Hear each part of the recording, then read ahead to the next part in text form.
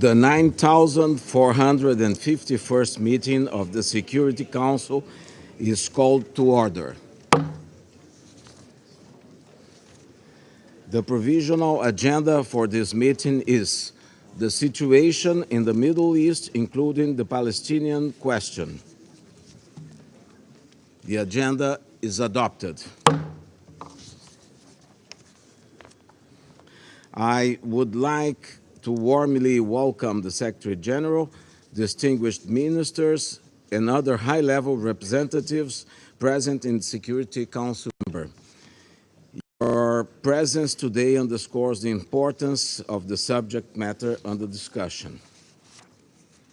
In accordance with Rule 37 of the Council's Provisional Rules of Procedure, I invite the representatives of Algeria, Argentina, Australia, Bahrain, Bangladesh, Belgium, the plurinational state of Bolivia, Cambodia, Canada, Chile, Colombia, Cuba, Czechia, Egypt, Finland, Germany, Guatemala, Hungary, Iceland, India, Indonesia, the Islamic Republic of Iran, Iraq, Ireland, Israel, Italy, Jamaica, Jordan, Kazakhstan, Kuwait, Lebanon, Libya, Liechtenstein, Luxembourg, Malaysia, Maldives, Mauritania, Mexico, Morocco, Namibia, the Kingdom of the Netherlands, New Zealand, Norway, Pakistan, Papua New Guinea, Peru, the Philippines, Poland, Portugal, Qatar, the Republic of Korea, Saudi Arabia, Sierra Leone, Slovenia, Spain, South Africa, Sri Lanka, the Syrian Arab Republic, Thailand, Tunisia, Turkey, Ukraine, the Bolivarian Republic of Venezuela, and Vietnam to participate in this meeting. It's so decided.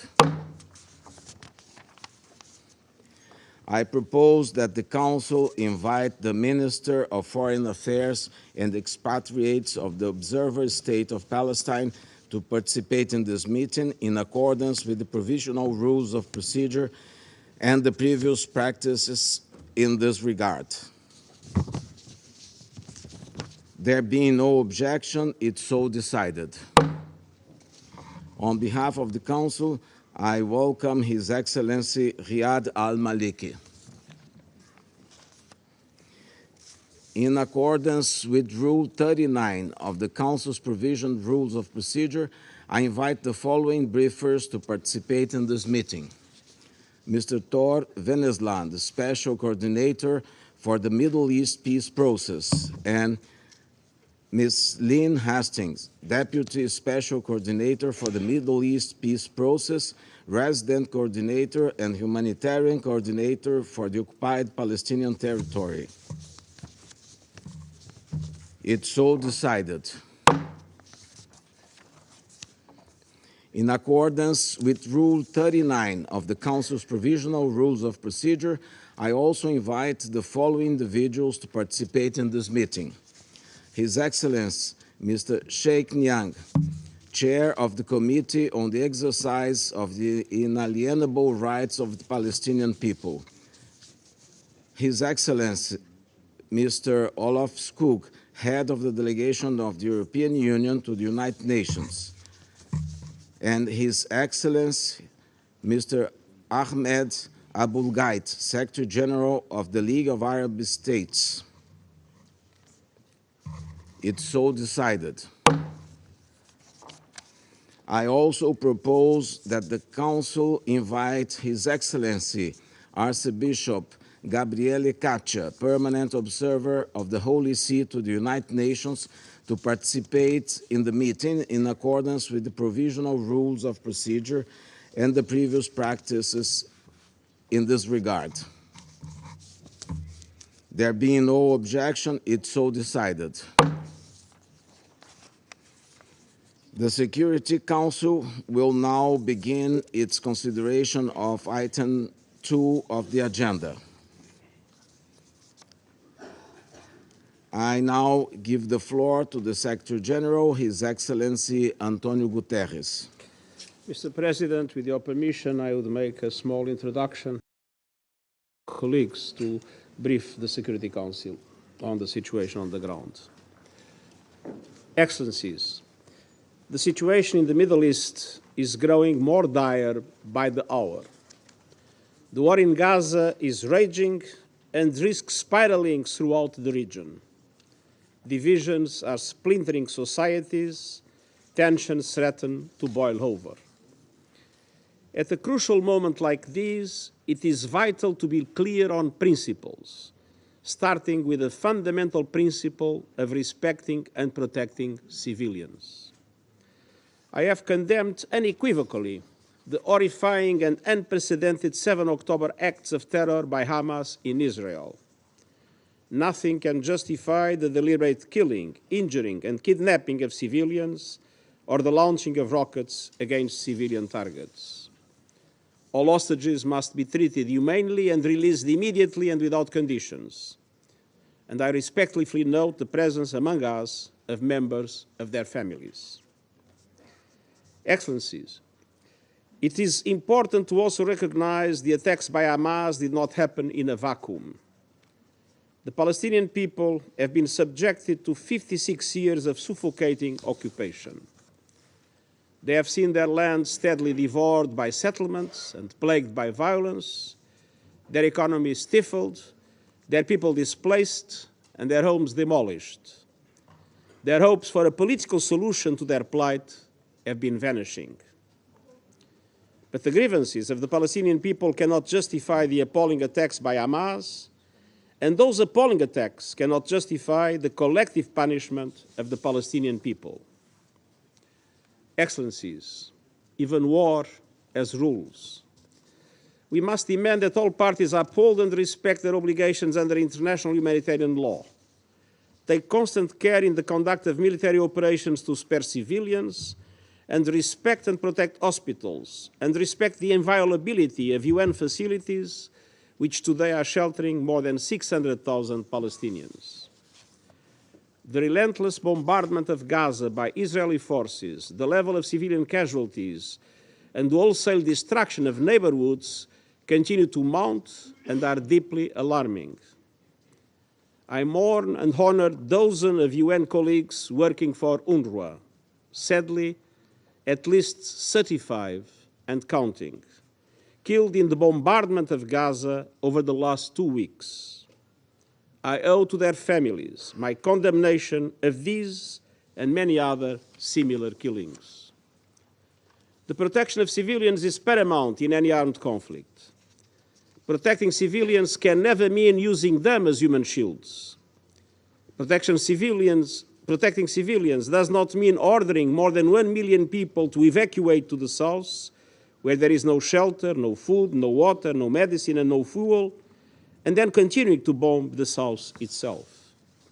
I am deeply concerned about the clear violations of international humanitarian law that we are witnessing in Gaza. Let me be clear, no party to an armed conflict is above international humanitarian law. Excellencies, thankfully some humanitarian relief is finally getting into Gaza, but it is a drop of aid in an ocean of need. In addition, our UN fuel supplies in Gaza will run out in a matter of days, and that would be another disaster. Without fuel, aid cannot be delivered, hospitals will not have power, and drinking water cannot be purified or even pumped. The people of Gaza need continuous aid delivery at a level that corresponds to the enormous needs, and that aid must be delivered without restrictions. I salute our UN colleagues and humanitarian partners in Gaza working under hazardous conditions and risking their lives to provide aid to those in need. They are an inspiration. To ease epic suffering, make the delivery of aid easier, safer, and facilitate the release of hostages, I reiterate my appeal for an immediate humanitarian ceasefire. Excellencies, even in this moment of grave and immediate danger, we cannot lose sight of the only realistic foundation for a true peace and stability, a two-state solution. Israelis must see their legitimate needs for security materialized, and Palestinians must see their legitimate aspirations for an independent state realized in line with the United Nations resolution, international laws, and previous agreements. And finally, we must be clear on the principle of upholding human dignity. Polarization and dehumanization are being fueled by a tsunami of disinformation. We must stand up to the forces of anti-Semitism, anti-Muslim bigotry, and all forms of hate. Mr. President, Excellencies, today is United Nations Day, marking 78 years since the UN Charter entered into force. That Charter reflects our shared commitment to advance peace, sustainable development, and human rights. On this UN Day, at this critical hour, I appeal to all to pull back from the brink before the violence claims even more lives and spreads even further. Thank you very much. I thank the Secretary General for his briefing. I now give the floor to Mr. Tor Wennesland. Mr. President, Excellencies, members of the Security Council, I thank you for your sustained attention to the grave developments unfolding in Israel and the occupied Palestinian territory, particularly in and around Gaza. In light of the horrific violence of these past weeks, allow me to begin by expressing my most sincere condolences to the thousands of families in Israel, Palestine, and across the globe who are in mourning, in shock, and in profound pain. This includes the families of 35 UN staff killed in Gaza. The abhorrent attack launched by Hamas on 7 October and Israel's devastating, ongoing military operation in Gaza have taken a staggering toll on civilians and deeply shaken Israelis and Palestinians alike. As I told this Council last week, and the Secretary General has just expressed, the events we are witnessing are unprecedented. They risk expanding to the wider region and may have profound long-term impact on the dynamics of the Israeli-Palestinian conflict. Mr. President, on the morning of 7 October, Hamas and other Palestinian armed groups launched a large-scale complex assault on Israel. The unprecedented attack saw an estimated 1,500 Hamas and Palestinian Islamic Jihad militants from Gaza infiltrate some 20 Israeli communities and military facilities in the Gaza periphery by land, sea, and air, while thousands of rockets were launched towards central Israel, including Tel Aviv and Jerusalem. Testimony and evidence emerging from the tragic day reveal a sickening killing spree, designed to terrorize, with appalling scenes of brutality, massacres, hostage-taking, including against infants and young children. In all, Hamas and other Palestinian militant groups killed over 1,400 Israelis and foreign nationals, the bloodiest attack in Israel's history.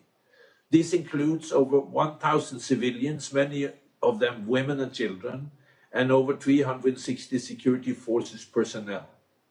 Over 5,400 Israelis were injured. At least 220 civilians, including women and children, as well as soldiers, were abducted and taken into Gaza Strip as hostages. While not confirmed, Hamas has said that 22 hostages were killed by Israeli strikes. I welcome the release of 4 hostages and recognize the important role of Qatar in this regard.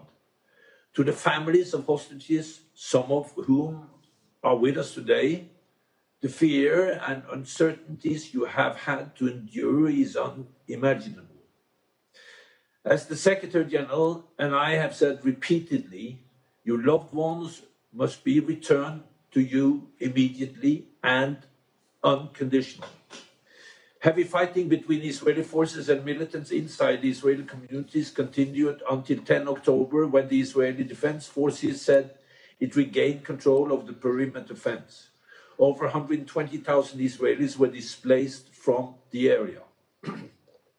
Hamas and other Palestinian militant groups in Gaza have continued to launch indiscriminate rocket fire from Gaza into Israel, reaching as far as north as Haifa. To date, according to Israeli sources, some 7,700 rockets have been launched. Mr. President, on the day of the attack, Israeli Security Cabinet declared a state of war for the first time in over 50 years, with the aim of, quote, the destruction of the military and governing capabilities of Hamas and Islamic Jihad, unquote. That same day, Israeli forces began a massive bombardment of what they said were Hamas sites throughout Gaza. Israeli air assaults in the Strip has continued to date, with some 5,000 such sites targeted, according to the IDF.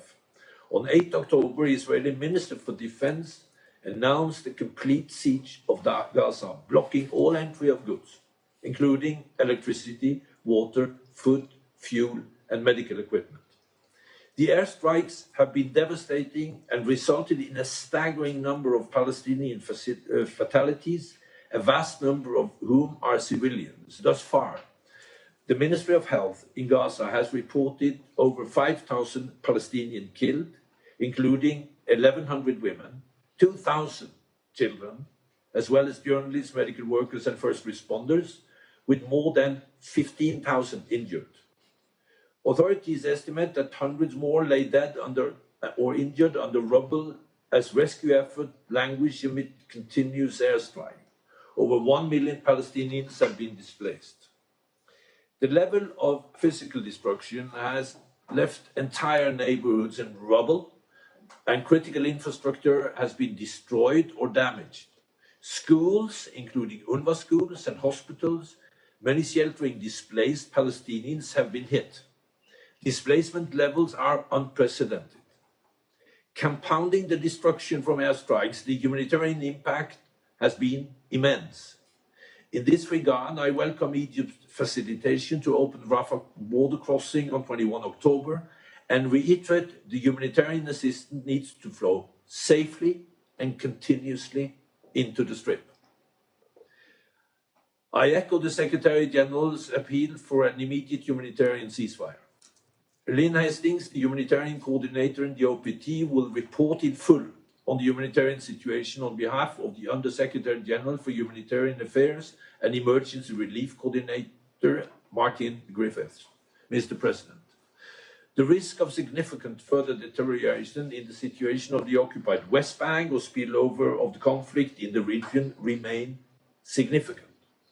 Violence in the occupied West Bank, including East Jerusalem, already at worrying level, has increased since the outbreak of the war.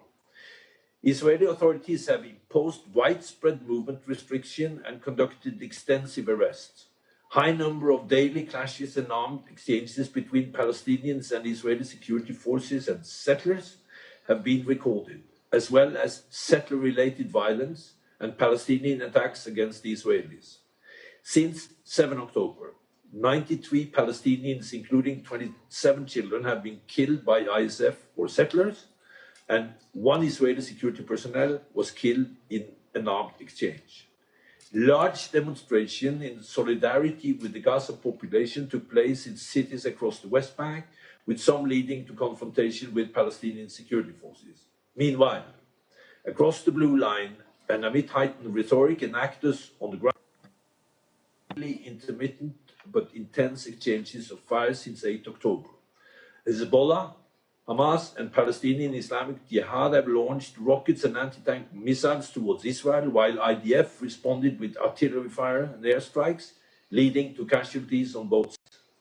On 13 and 20 October, 2 journalists were killed. Palestinian militants from Lebanon have also made several infiltration attempts, the most significant on 9 October.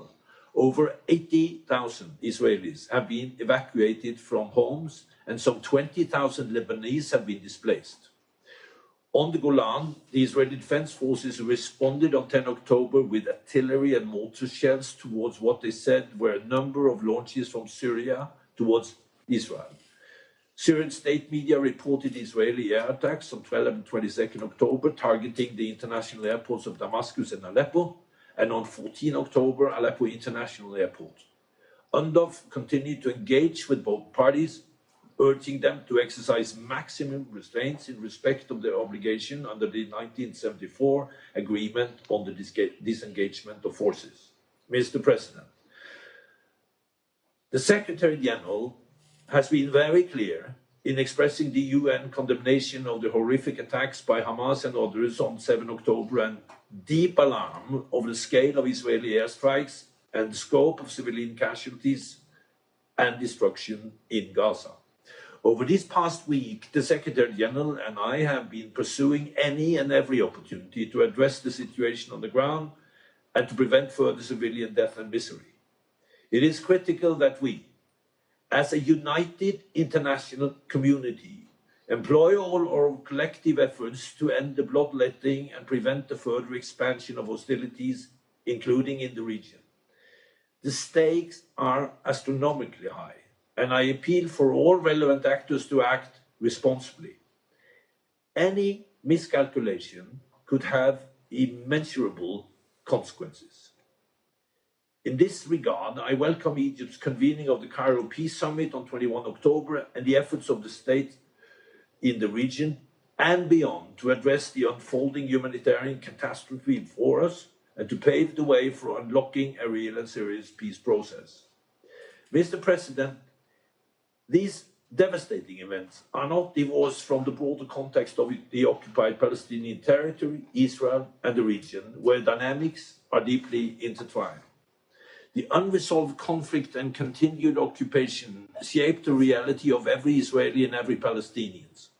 For 15 years, the Palestinian population have been living under militant rule and a strict closure regime as the Palestinian divide hardened.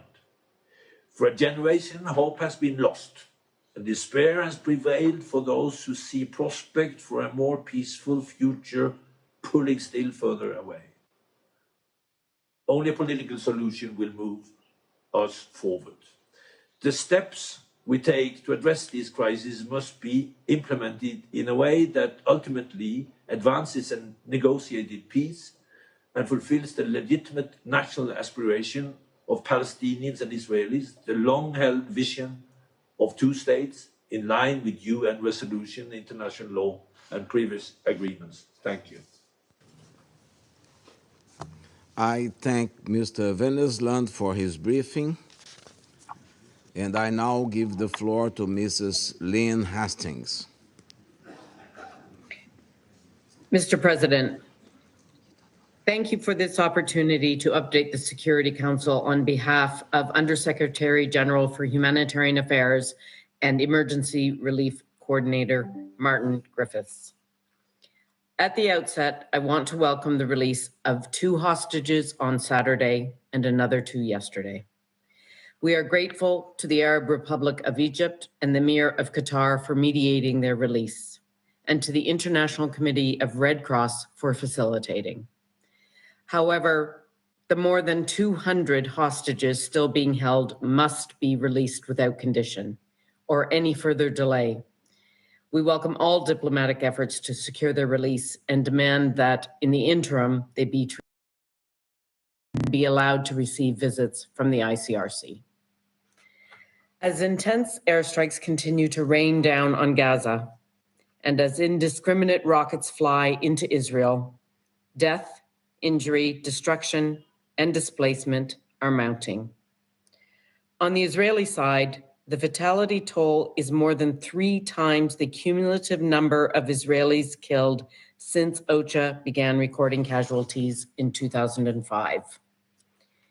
In Gaza, the reported Palestinian fatality toll of the past 17 days is more than double the total number of fatalities of the entire 2014, a war which lasted 50 days.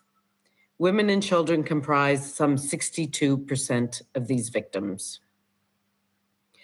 The number of those who are internally displaced has swelled to 1.4 million. Nearly 600,000 people are sheltering in UNRWA facilities in increasingly dire conditions. The average number of IDPs per shelter has reached 2.5 times the capacity.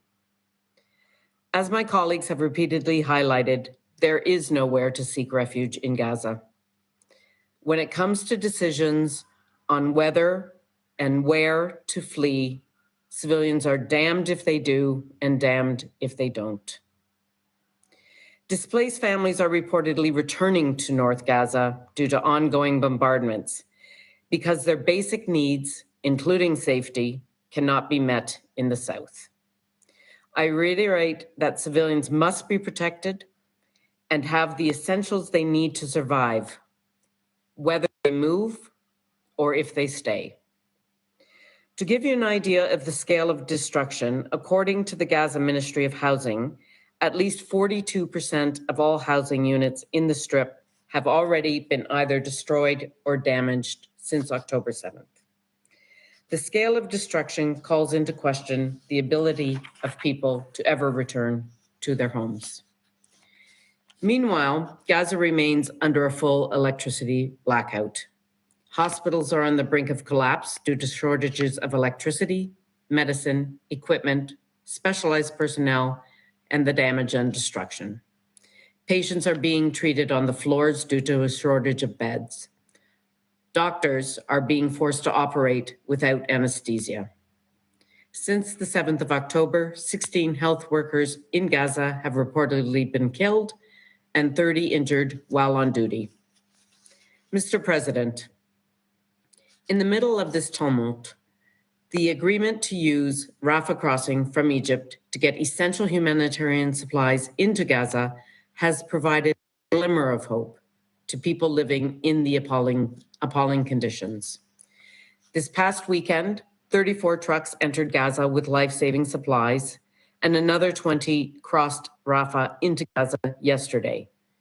20 more of those are due to cross today. We welcome this important development, and we pledge to do our part to ensure these deliveries increase and continue. But these deliveries are a drop in the bucket compared to the vast scale of needs.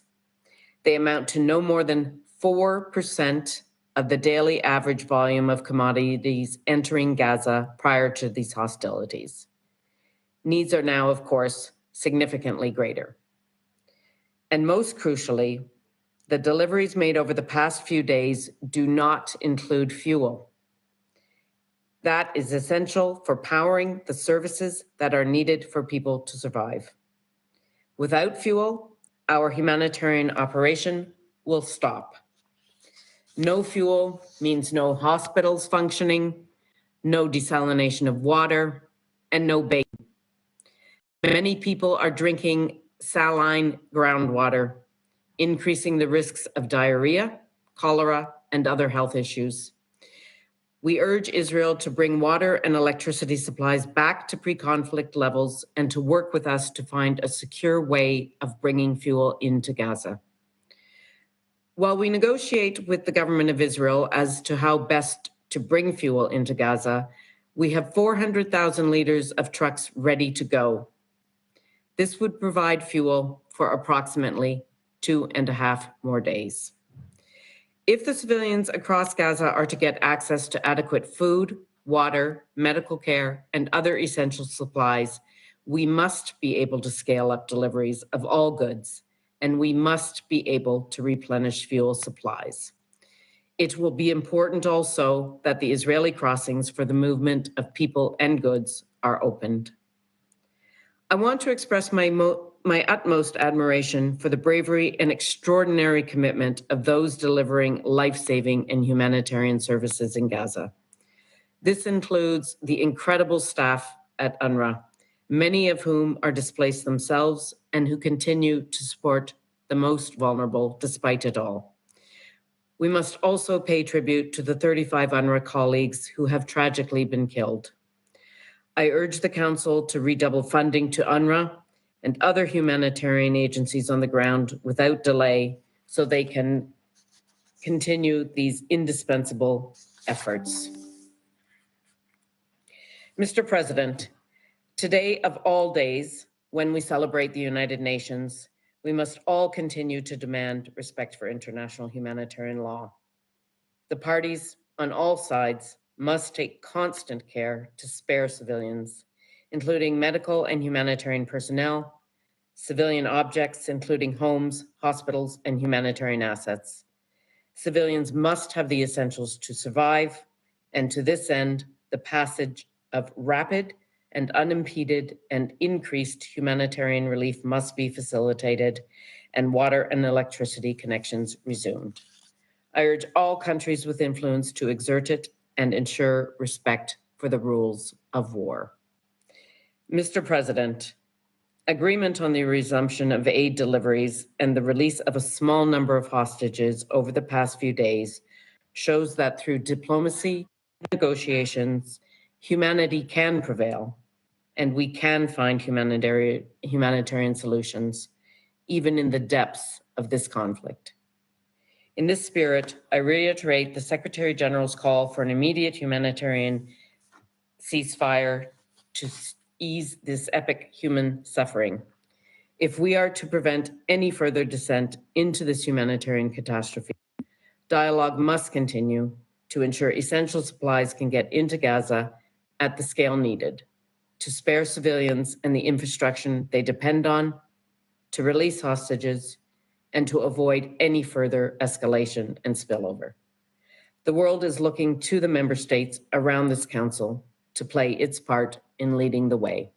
Thank you. I thank Mrs. Lynn Hastings for her briefing, and I now give the floor to His Excellency Mr. Riyad Al-Maliki, Minister of Foreign Affairs and Expatriates of the Observer State of Palestine.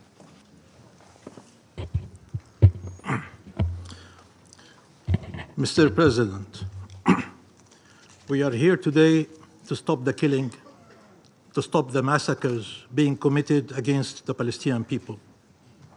The ongoing massacres being deliberately and systematically and savagely perpetrated by Israel, the occupying power, against the Palestinian civilian population under its illegal occupation must be stopped. The Security Council has a duty to stop them. The international community is obliged under international law to stop them. It is our collective human duty to stop them. Now, continued failure at this Council is inexcusable. Mr. President, we express appreciation to Brazil for convening this session of the Security Council and elevating its participation in light of the gravity of the situation we are facing. We thank the Secretary General of the United Nations for his sobering briefing and for his tireless efforts, and that of the UN agencies and humanitarian staff on the ground, particularly UNRWA, working round the clock under the most inhumane conditions to aid our people and uphold a minimum sense of humanity. We mourn with them the senseless killing of UNRWA staff and other humanitarian workers, including doctors, nurses, and paramedics, who were directly targeted by this ongoing barbarous aggression. They are heroic champions of humanity at a time of abject depravity. Mr. President, over 2 million Palestinians are on a survival mission every day, every night. By the time representatives are done delivering their speeches today, 150 Palestinians will have been killed, including 60 children. In the last 2 weeks, over 5,700 Palestinians have been killed, including over 2,300 children and 1,300 women. Compared to the population of Gaza, that is the equivalent of 145,000 British citizens or 700,000 US citizens. Almost all those killed by Israel are civilians. Over 1 million displaced, 170,000 housing units destroyed. Excellencies, only international law and peace are worthy of your country's unconditional support. More injustice and more killing will not make Israel safer. No amount of weapons, no alliance will bring to it security. Only peace will. Peace with Palestine and its people. The fate of the Palestinian people cannot continue to be dispossession, displacement, denial of rights, and death. Our freedom is the condition of shared peace and security.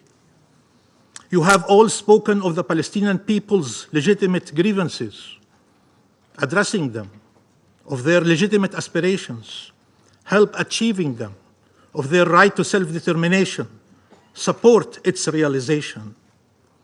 For those actively engaged to avoid an even greater humanitarian catastrophe and regional spillover, it must be clear that this can only be achieved by putting an immediate end to the Israeli war launched against the Palestinian people in the Gaza Strip.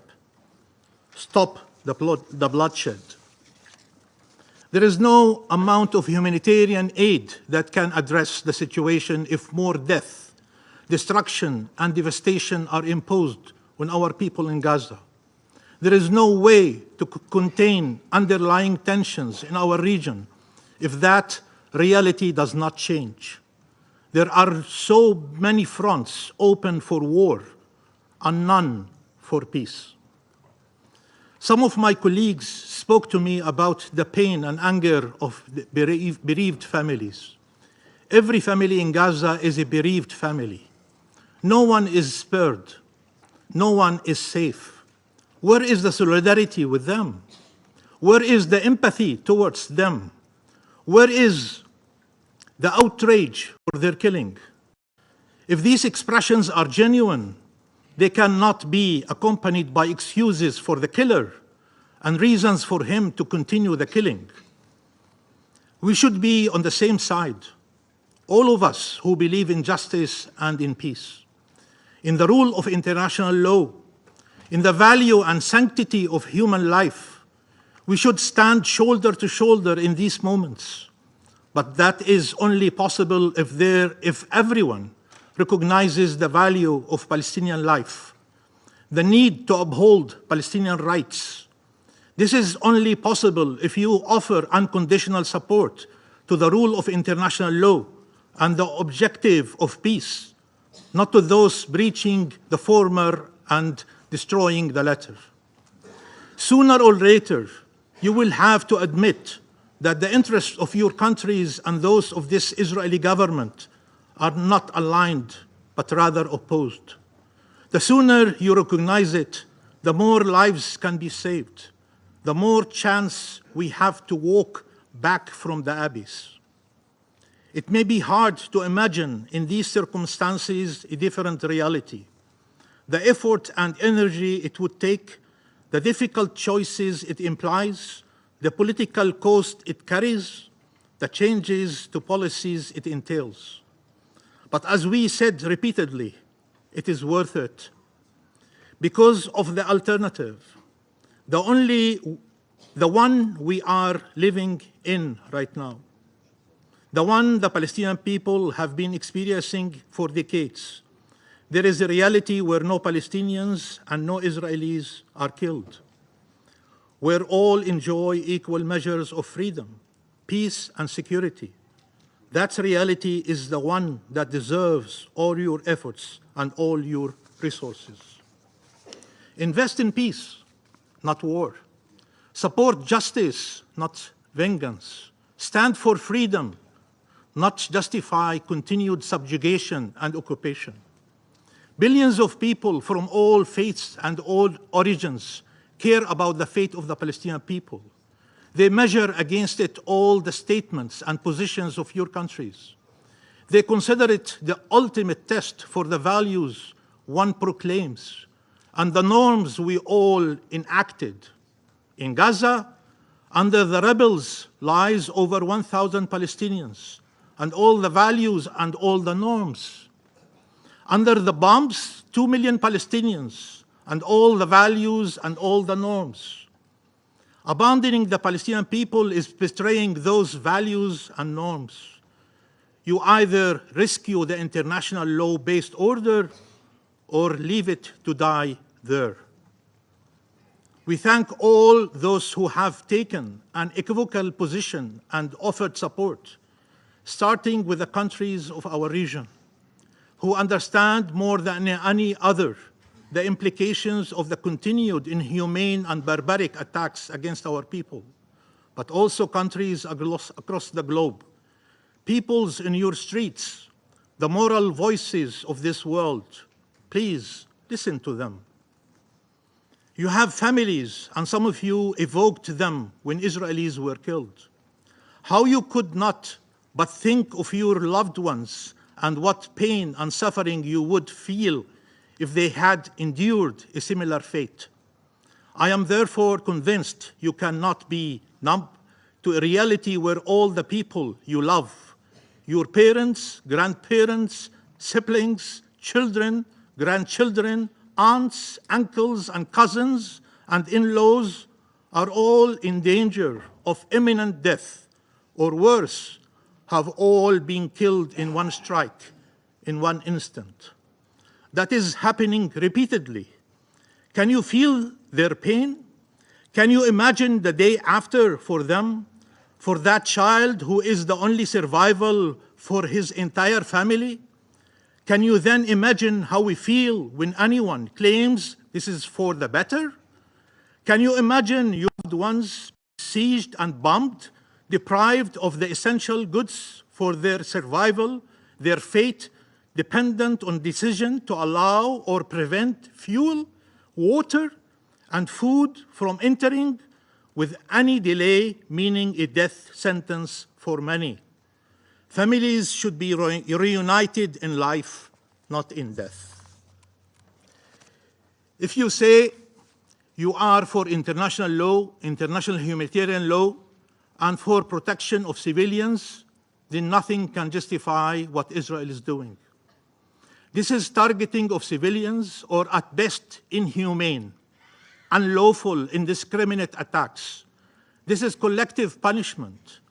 Once you remove the principles of humanity and distinction from the laws of war, nothing remains. These are crimes and should be treated as such. What Israel is doing is constant with its belief that we are subhumans, or human animals, as they put it. But surely you don't share that belief. You do not believe our lives are less worthy, less sacred, more expendable. So imagine what you would do if bombs were falling on Israel, killing civilians by the thousands, and then ask, why is this any different? Israel has killed thousands of Palestinians over the years, and yet no one suggested that entitled us to start killing Israeli civilians, neither under a right to defend ourselves, to protect our own, or to resist. Your message was always clear. Nothing can justify killing Israeli civilians. Well, nothing justifies killing Palestinian civilians. Nothing. I will turn right now to speak in Arabic, please.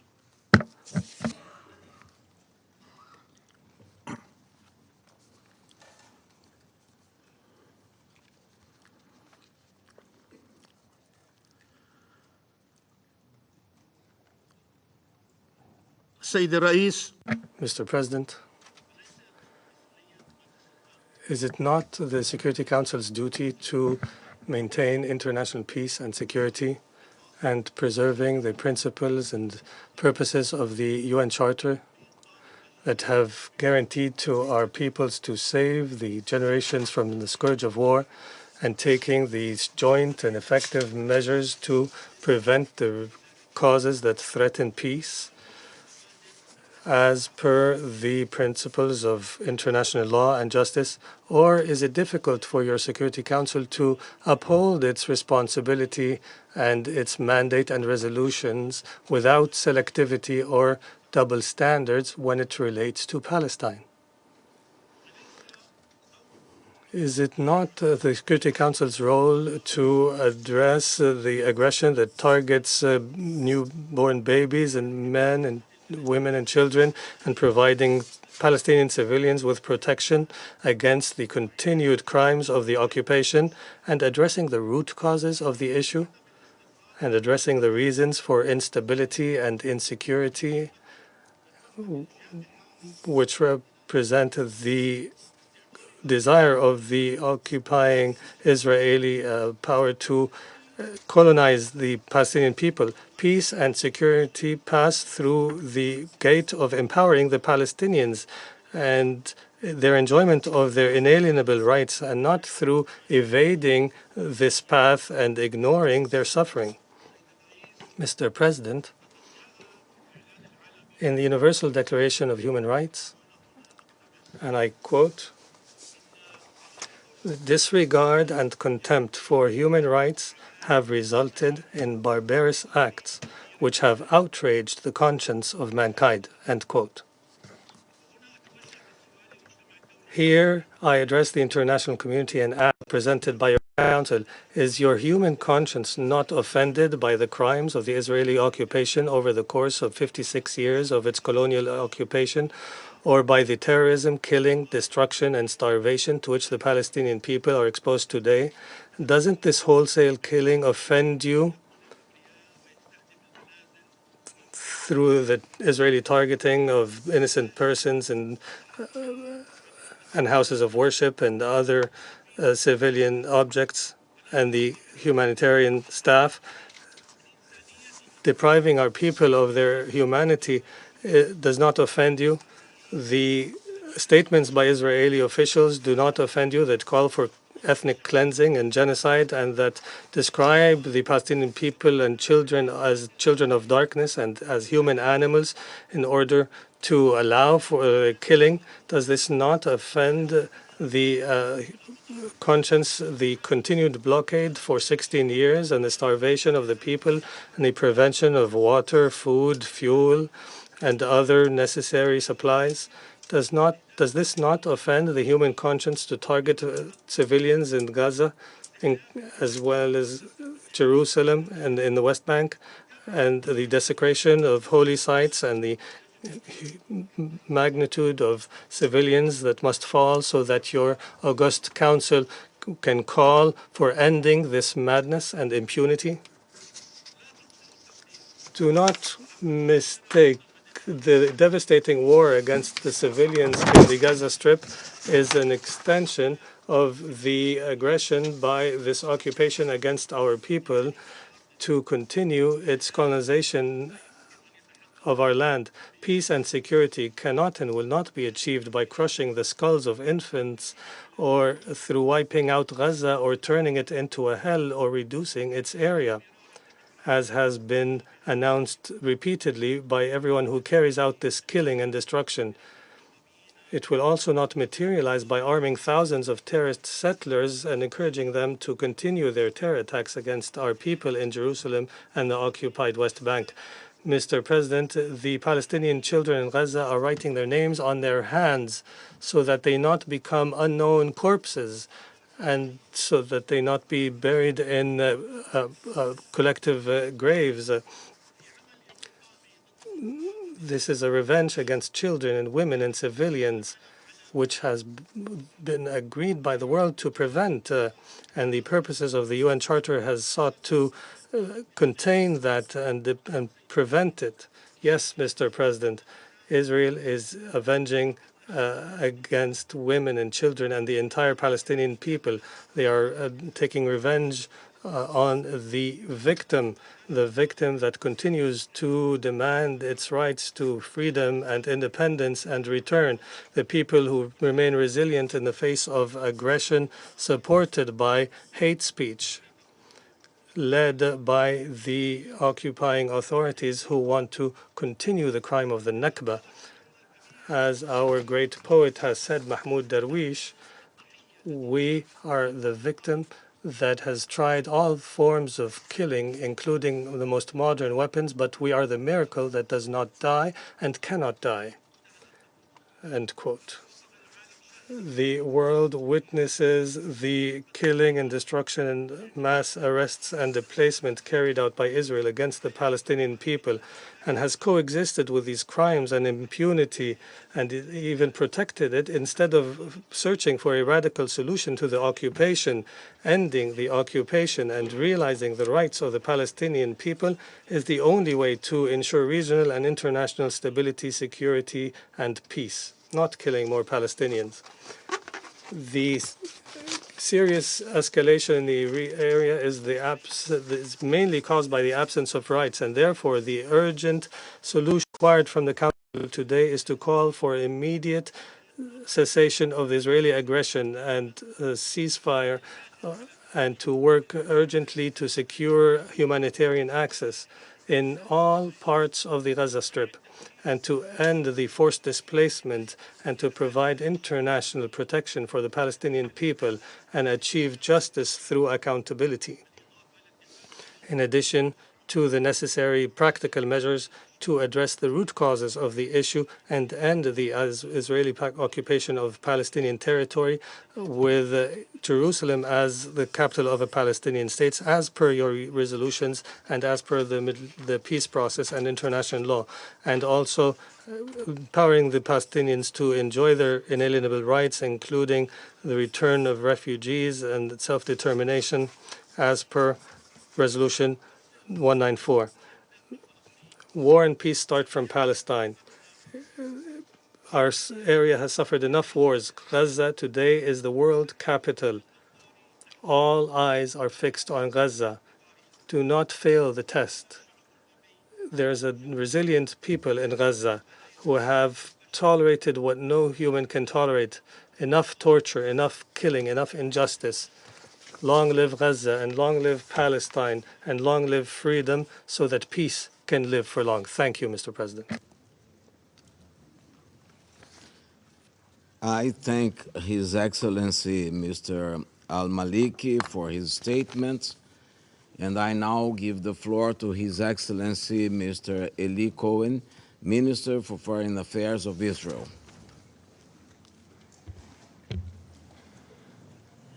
Mr. President, Minister of Foreign Affairs, members of the Security Council, as we meet here today, young babies, children are held in Gaza. This is beyond imagination, a living nightmare. Ofri, 10 years old, Avigail, 3 years old, Maya, 17 years old, Raz, 4 years old, Aviv, 2 years old, Ariel, 4 years old, Kfir, little Kfir, only 9 months, Yuval, 8 years old, Ofir, 17 years old. There are just a few of the many children and babies that have not seen evil. They have not caused evil, but they are victims of evil. These kids witness horror which cannot be described by words. Mr. Secretary General, in what world do you live? Definitely, this is not our world.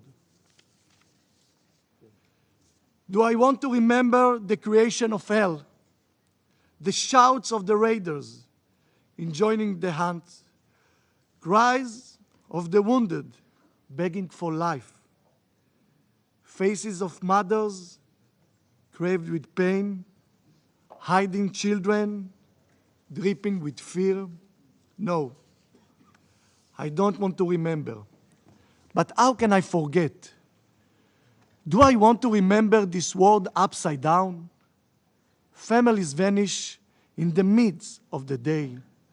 The mass grave steaming with vapor of blood. Mothers screaming for children in vain. No, I have to remember and never let you forget. This heart-burning poem was written by Alexander Kimmel, a Holocaust survivor in 1942. 5 years later, the United Nations General Assembly voted in favor of the creation of the Jewish state, the birth of the State of Israel. 75 years ago was a clear statement: never again, never again. Saturday, October 7, will go down in history as nothing less than a brutal massacre. Saturday, October 7, is a wake-up call for the entire free world, a wake-up call against extremism and terror. On that day, over 1,500 terrorists of Hamas and Islamic Jihad infiltrated Israel from the south with a viciousness exceeded even ISIS, killing over 1,400 babies, children, women, and men, and wounded over 4,000. They went from house to house, slaughtering entire families and individuals in the beds, on the streets, on the way to the synagogue, raping women, burned them alive, dancing and chanting on people's bodies. You have not been there. You have not seen the horror or smell it. Let us pause for a moment.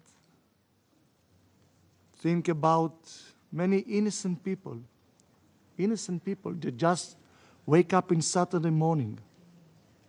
So many of them are not yet brought to a final burial. And let's recite the immortal words of the Jewish prayer for the dead, the Kaddish. Yitgadal v'yitkadash shmei Rabbah. This massacre will go down in history as more brutal than ISIS. Hamas are new Nazis. Hamas are the new Nazis. Just as the civilized world united to defeat the Nazis, just as the civilized world united to defeat ISIS, the civilized world has to stand united behind Israel to defeat Hamas. Let us not mistaken about Hamas' intention. I'm sure, Secretary General, you can read it. Its charter clearly calls for the destruction and elimination of the State of Israel. This will never be. Over 220 were taken hostage. Among the hostages, children who have seen their parents murdered. Holocaust survivor, elderly in need for care and medicine. We call for immediate, the Red Cross access to all the hostages and their unconditional release. Present in this room, Moran Aloni. 7 members of his family were taken hostage. Moran's sister, Sharon Aloni Konyo, and Danielle Aloni were kidnapped with Sharon's husband, David, and their 3-year-old twins, Emma and Yuli. 3-year-old twin. Right now, while we are sitting here, they are held by the Hamas. Alongside Daniel's 5-year-old daughter, Amelia. Early morning, early Saturday, on the 7th of October, Sharon wrote on her family group chat that there are Hamas terrorists in their home, and they are hiding in the safe room.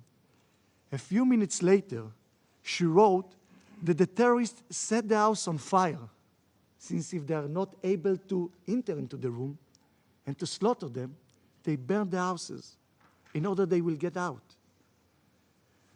And they written that they are choking in the safe room. A few minutes later, Moran received a private message from his sister. We are dying. Help us. The family received information that Sharon, Daniel, Emma, Yuli, Emilia, David, and Ariel, David's brother, are held in captive by Hamas terrorists in Gaza. Here with us is another family, Hersh Goldberg-Polin, a young man, age 23, one of the beautiful and innocent participants in the music festival. Hersh is seriously injured. On his phone, the last 2 text messages he managed to send to his parents before he was kidnapped to Gaza. I love you. I'm sorry. That's what he wrote to his parents. There are other family here with us today, the family of Itai Chen, Kit and Aviva Segal, Liad Benin, Idan Alexander, Omer Ventura, and there is so many more.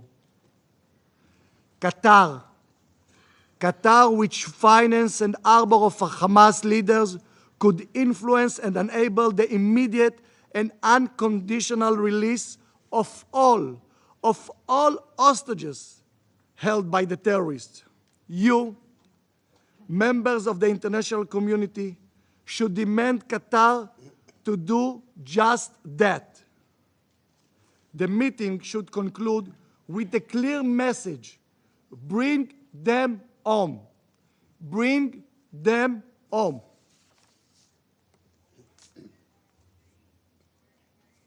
I would like to listen to this recording. طب انا قاعد اكلمك من جوا بسيم، افتح الواتس تبعه قول له وين، شوف كيف قتله، شوف كيف قتلت بيدي يابا، ابنك قتل يهود، هاي دخلوا بسيم يابا. ربنا يحميك يا رب، ربنا يحميك يابا، ربنا يحميك. قاعد اكلمك من جوال يهوديه، قتلتها وقتلت جوزها. This is a terrorist of Hamas. What he said in there in Arabs, he's telling to his mother and fathers that he is proud that he has blood of 10 Jewish that he murdered. What monster they gave a birth to. Secretary General, this is the world that we live. We give Palestinian Gaza till the last millimeter. There is no dispute in regards to the land of Gaza. But they take the money they receive from the world, and instead of building hospital, office building, commercial center, they took the money to dig tunnels, to build rocket factory, not for the favor of the people. This is one example. And you see, and you can show all the movie that they film, and they're proud of this. The low-lives were not speaking on behalf of Islam, human values, or fight for freedom. They were speaking on behalf of cruelty, malice, and hate. And you should all ask yourself, ladies and gentlemen, who do we face?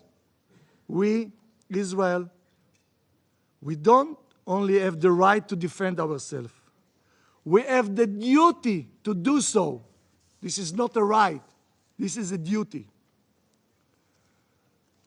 I want to speak to all of you and to tell you, the West is next.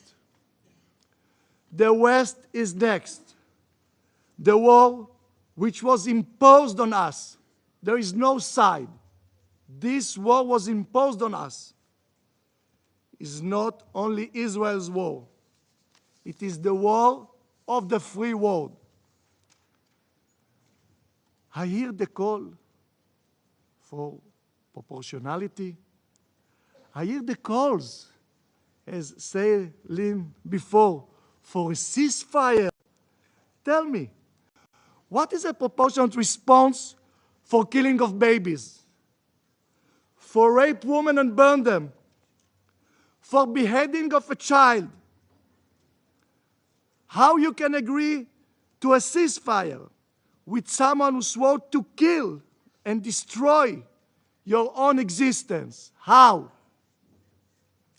The proportional response to October 7 massacre is a total destruction to the last one of the Hamas. It is not only Israel's right to destroy Hamas, it's our duty. For Israel, it's a matter of survival. The free world should remember and never forget what happened on October 7th.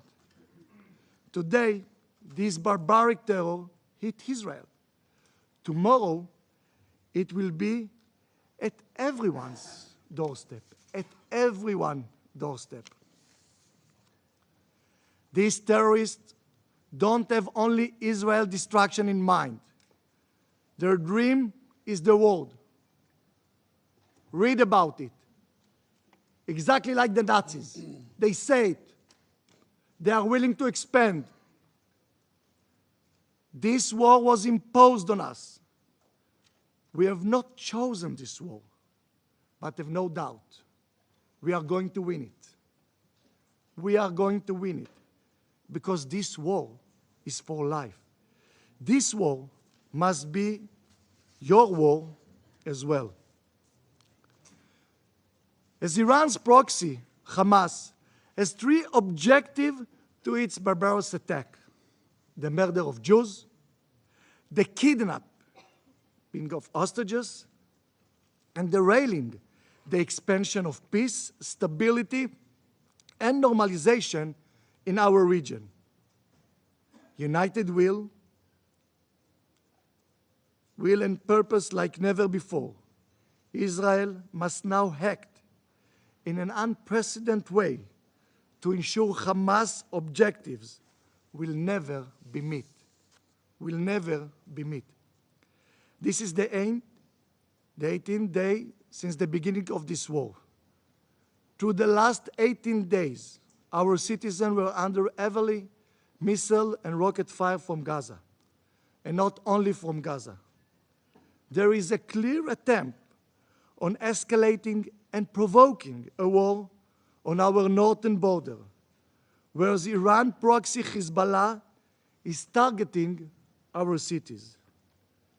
The objective of Hamas, its patron and collaborator is clear. They will not succeed. Not only from neighboring country, Israel is facing threat. Last week, cruise missiles were launched at Israel from Yemen. Have no illusion who is behind it and what is the reason. I'm telling to our Arab country and neighbor, we share the same threat of Iran and the terror organization. The same threat. I stand here in front of you saying loud and clear, this war will be won. And for the international community to understand who is under threat and who is the aggressor. Mr. President, colleagues, permanent representative, the world now is facing a clear choice of moral clarity.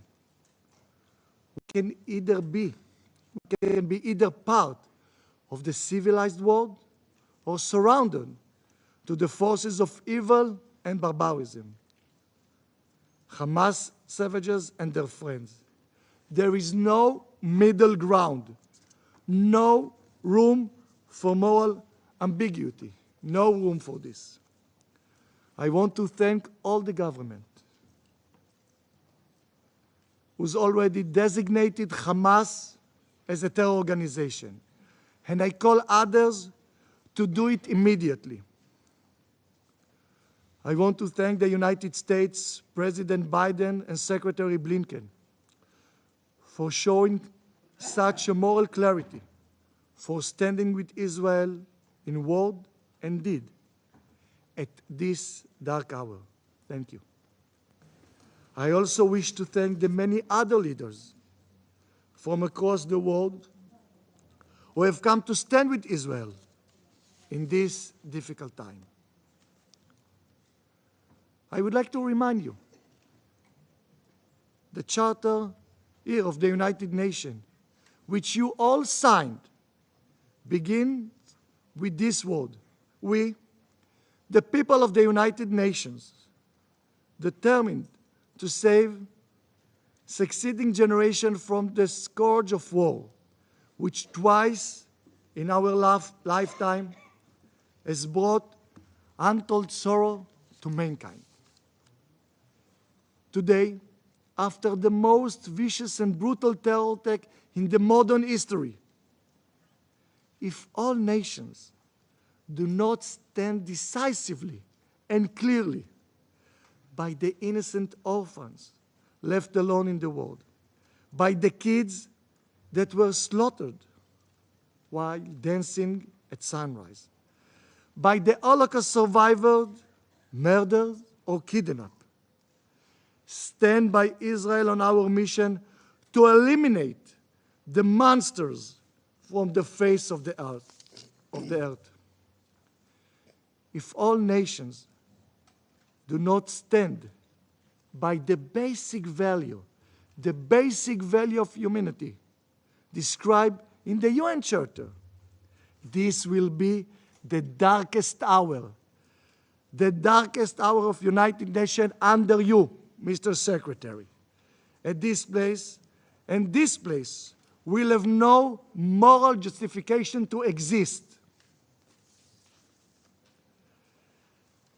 At this difficult time for the people of Israel, we say loudly, we are strong. We will rebuild. We are determined and resolved to achieve our dream, to be a free nation in our land, the land of Zion and Jerusalem. Thank you. I thank His Excellency Mr. Cohen for his statement. I shall now make a statement in my capacity as the Minister for Foreign Affairs of Brazil. I thank the Secretary General Antonio Guterres, the Special Coordinator for Middle East Peace Process, Mr. Tor Wennesland, and Deputy Special Coordinator Resident and Humanitarian Coordinator for the Occupied Palestinian Territories, Mrs. Lynn Hastings, for their briefings. We are witnessing unprecedented levels of violence in the region. Since October 7th, more than 5,000 lives have been lost on both sides, and more than 1 million people have fled their homes in the Gaza Strip. Allow me to quote President Lula on his appeal to reason. Hamas must release Israeli children who were abducted from their families. Israel must cease bombing so that Palestinian children and their mothers can leave the Gaza Strip across the border with Egypt. There needs to be a minimum of humanity in the insanity of war. End of quote. What President Lula is scoring is that we are dealing with both a hostage and a humanitarian crisis. The acts of terrorism carried out against civilians in Israel resulted in over 1,000 victims and the abduction of hundreds of innocent people, including children and the elderly. 3 Brazilian citizens have been confirmed dead, victims of Hamas attacks. As we deeply mourn their passing, we cannot condone acts of terrorism. Violence only breeds further violence. I want to make an appeal, therefore, for the immediate and unconditional release of all civilian hostages in safety, in particular of women and children. Acts of terrorism are heinous and criminal, and international law is clear on the ways to address it. The Security Council has created a significant body of counterterrorism norms. When counterterrorism efforts disregard basic norms and principles, including on the use of force, they reinforce rather than counter the narratives of terrorist groups. Hence, as an effective strategy to address the terrorist threats, it's imperative to ensure full respect for human rights, humanitarian law, and refugee law. Children must always be treated primarily as victims in a manner consistent with their rights, dignity, and needs. The escalating violence in Gaza is also unacceptable. So is the demolition of civilian infrastructure, which resulted in the destruction of 42% of civilian housing. We cannot tolerate the loss of over 2,000 Palestinian children. As the occupying power, Israel has a legal and moral obligation to protect the local population under international humanitarian law.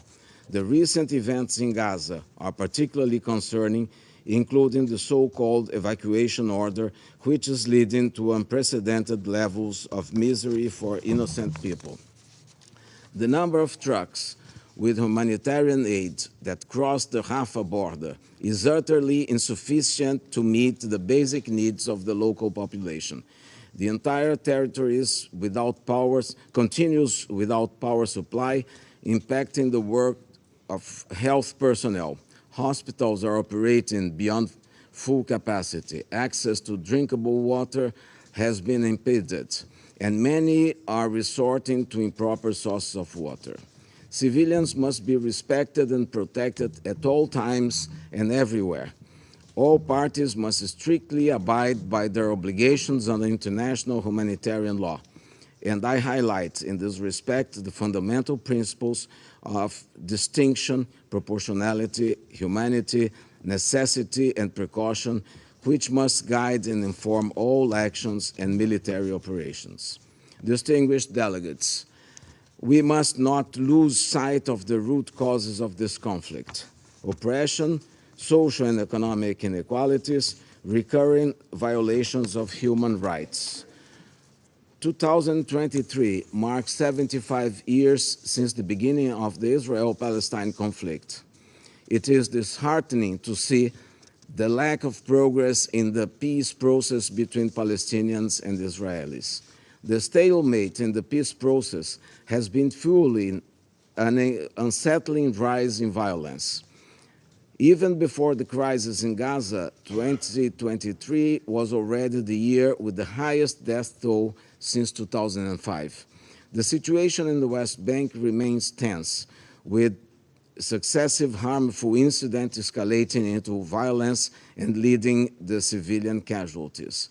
The surge in shelter-related violence is also alarming. Achieving peace requires strict adherence to international law, as well as working towards realizing the two-state solution. As clearly stated by this Council, the continued occupation of the West Bank is unlawful and undermines the prospects for peace. Israel must stop all settlements activities in the occupied Palestinian territories, including East Jerusalem. The difference of treatment towards settlers and locals is unacceptable. The current and projected expansion all but erases the viability of a future Palestinian state and engenders violence and hatred.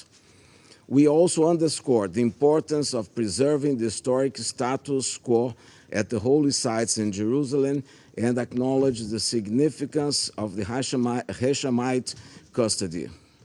Brazil urges all parties to exercise maximum restraint and abstain from provocations, including the use of extremist rhetoric. Intra-Palestinian reconciliation is also pivotal. We acknowledge the meetings in Egypt focus on exploring reconciliation efforts among Palestinian factions. We encourage the continuation of diplomatic engagements to regional peace processes. Brazil praises UNRWA's invaluable humanitarian work for one of the world's most vulnerable refugee populations, the Palestinians, and we mourn UNRWA's brave workers who lost their lives in the line of duty since the beginning of current hostilities. Our commitment to UNRWA is reflected in our availability to hold the vice chairmanship and the chairmanship of the agency's advisory commission from July 2024 and July 2025, respectively.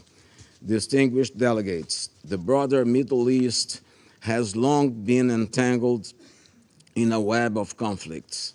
These conflicts lead to immeasurable suffering, grief, loss, hardship, and worst of all, hopelessness. They also severely destabilize the region.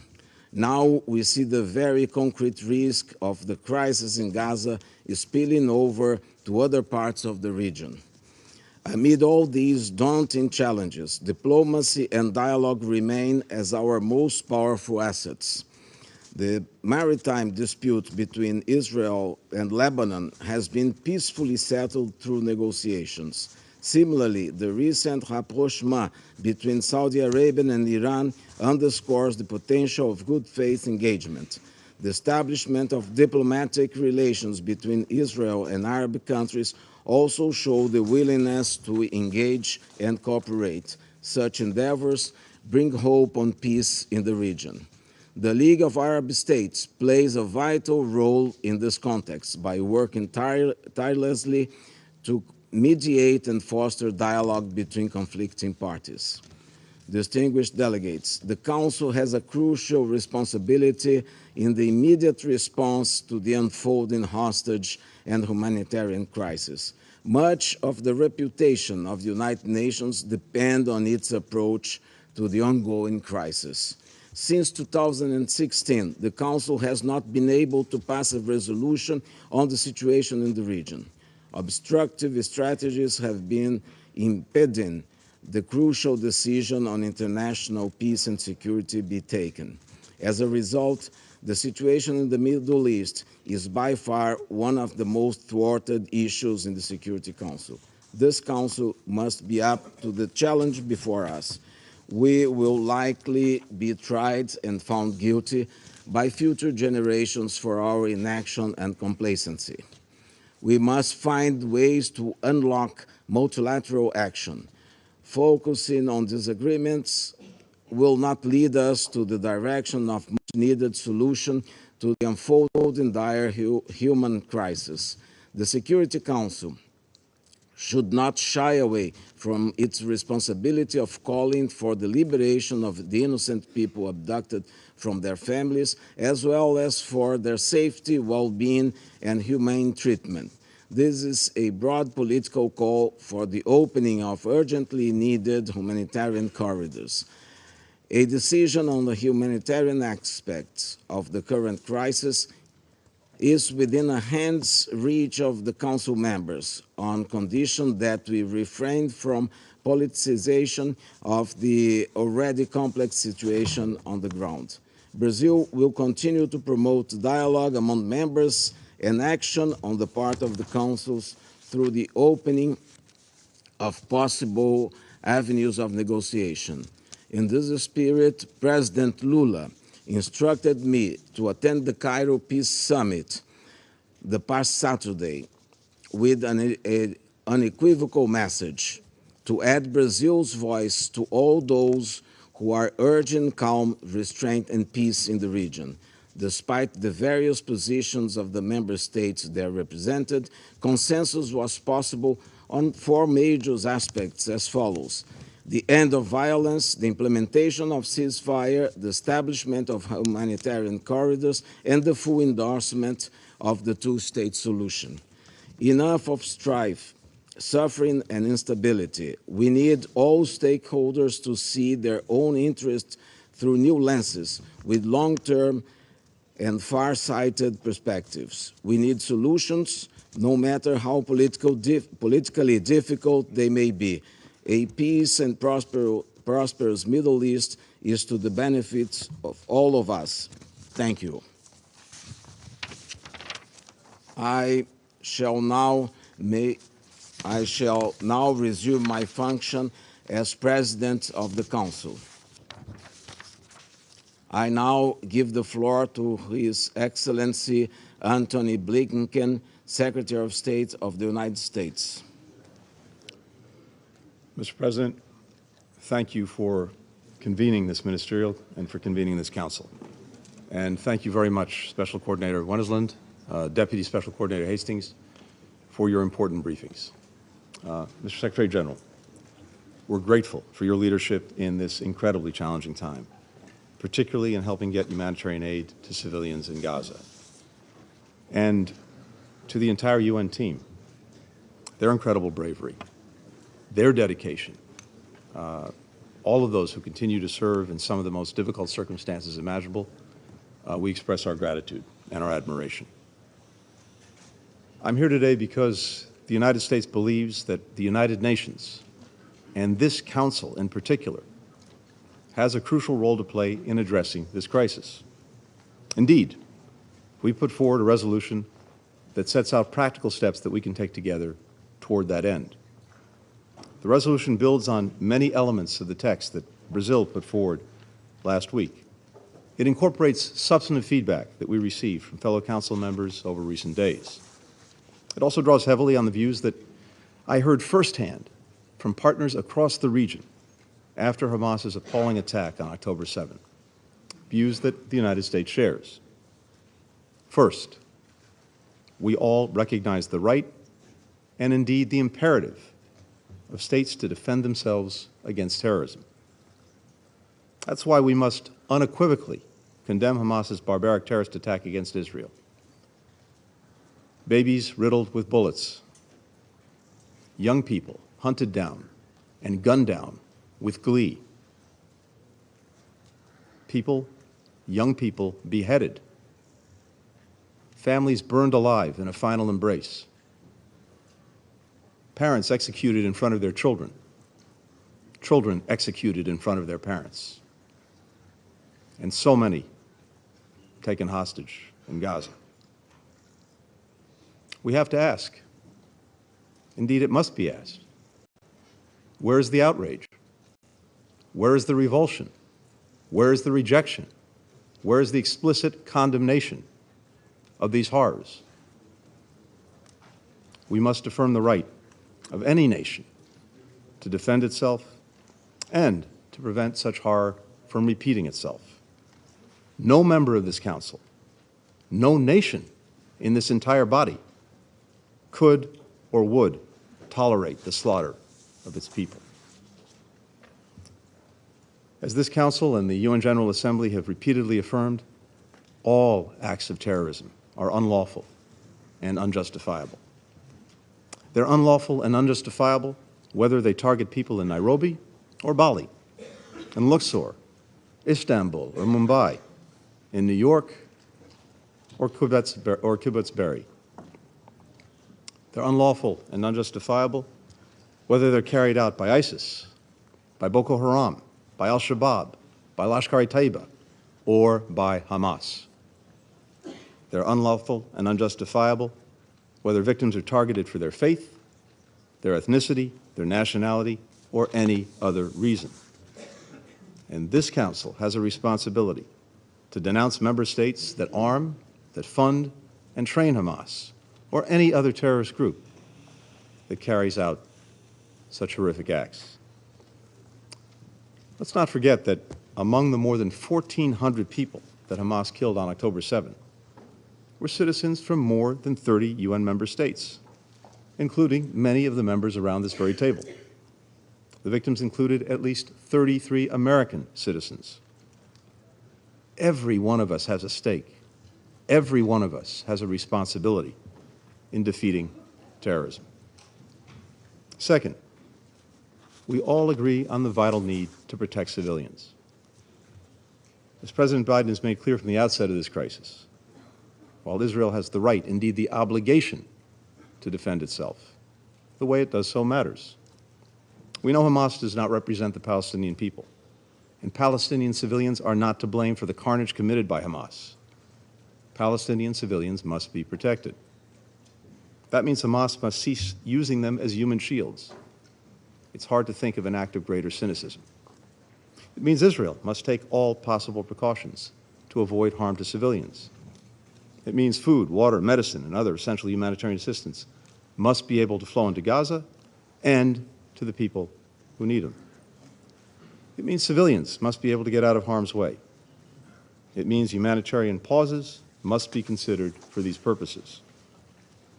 The United States has worked relentlessly to make real these principles.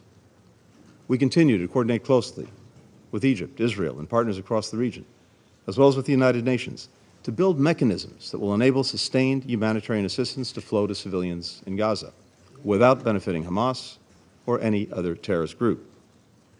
President Biden appointed one of our most senior diplomats, Ambassador David Satterfield, to lead our humanitarian efforts, which he is currently doing on the ground.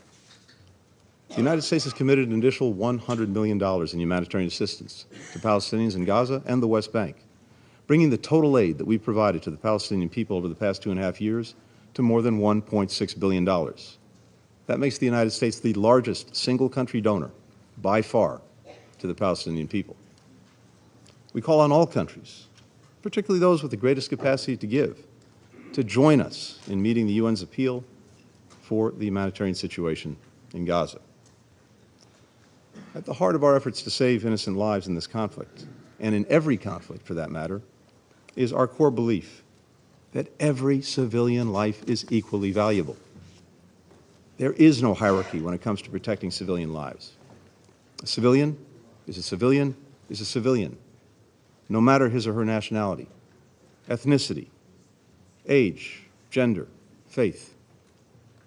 That's why America mourns the loss of every single innocent life in this crisis, including innocent Israeli and Palestinian men, women, children, elderly people, Muslim, Jews, Christians, people of all nationalities and faiths, including at least 35 UN staff members.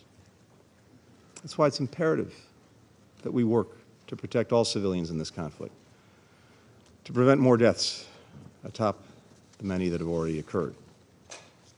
The value we place on civilian life is the driving force behind our efforts to secure the release of hostages held by Hamas and other terrorist groups in Gaza. I, as others have, had the occasion to meet with families of those missing and suspected to be in the hands of Hamas on my recent trip. Several, as you know, in this room with us today. None of us can imagine the nightmare they're living, something no family should have to endure. Their loved ones must be released immediately, unconditionally, and every member of this council, indeed, every member of this body, should insist on that, insist on that, insist on that. We're grateful to Qatar, to Egypt, to the ICRC for helping secure the release of 4 of Hamas's hostages. But at least 200 more, and again, from many of our nations, are still in the grip of Hamas. So, again, I implore every member here, use your voice, use your influence, use your leverage to secure their unconditional and immediate release. Third, we're all determined to prevent this conflict from spreading. This goes to the principal responsibility of the Security Council, maintaining international peace and security. A broader conflict would be devastating, not only for Palestinians and Israelis, but for people across the region and indeed around the world. To that end, we call on all member states to send a firm, united message to any state or non-state actor that is considering opening another front in this conflict against Israel, or who may target Israel's partners, including the United States. Don't throw fuel on the fire. Members of this council, and permanent members in particular, have a special responsibility to prevent this conflict from spreading. I look forward to continuing to work with my counterpart from the People's Republic of China to do precisely that when he visits Washington later this week. Now, it is no secret to anyone in this room or on this council that for years, Iran has supported Hamas, Hezbollah, the Houthis, and other groups that continue to carry out attacks on Israel. Iranian leaders have routinely threatened to wipe Israel off the map. In recent weeks, Iran's proxies have repeatedly attacked U.S. personnel in Iraq and Syria, whose mission is to prevent ISIS from renewing its rampage. So, let me say this before this Council, and let me say what we've consistently said to Iranian officials through other channels. The United States does not seek conflict with Iran. We do not want this war to widen. But if Iran or its proxies attack U.S. personnel anywhere, make no mistake, we will defend our people, we will defend our security swiftly and decisively. To all the members of this Council, if you, like the United States, want to prevent this conflict from spreading, tell Iran, tell its proxies, in public, in private, through every means, do not open another front against Israel in this conflict. Do not attack Israel's partners. And we urge members to go a step further. Make clear that if Iran or its proxies widen this conflict and put more civilians at risk, you will hold them accountable. Act as if the security and stability of the entire region and beyond is on the line, because it is. Fourth and finally, even as we address this immediate crisis, we all agree that we must redouble our collective efforts to build an enduring political solution to the conflict between Israelis and Palestinians. The only road to lasting peace and security in the region, the only way to break out of this horrific cycle of violence, is through two states for two peoples. As President Biden has underscored from day one, Palestinians deserve equal measures of security, of freedom, of justice, of opportunity, of dignity. And Palestinians have a right to self-determination and a state of their own. Now, we have no illusions about how hard it will be to achieve a two-state solution. But as President Biden has said, we cannot give up on peace. Indeed, it's precisely in the darkest moments, like this one, that we have to fight the hardest to preserve an alternative path, to show people making it real, improving their lives in tangible ways is possible. Indeed, it's necessary. We've heard many countries express support in recent weeks for a durable political solution. Our message today is this: help us build that solution. Help us prevent the spread of war that will make two states and broader peace and security in the region even harder to achieve. Members of this Council, we stand at a crossroads. Two paths lie before us. The difference between them could not be more stark. One is the path offered by Hamas. We know where it leads: death, destruction, suffering, darkness. The other is the path toward greater peace, greater stability, greater opportunity, greater normalization and integration. A path toward people across the region being able to live, to work, to worship, to learn, side by side. A path toward Palestinians realizing their legitimate right to self-determination and a state of their own.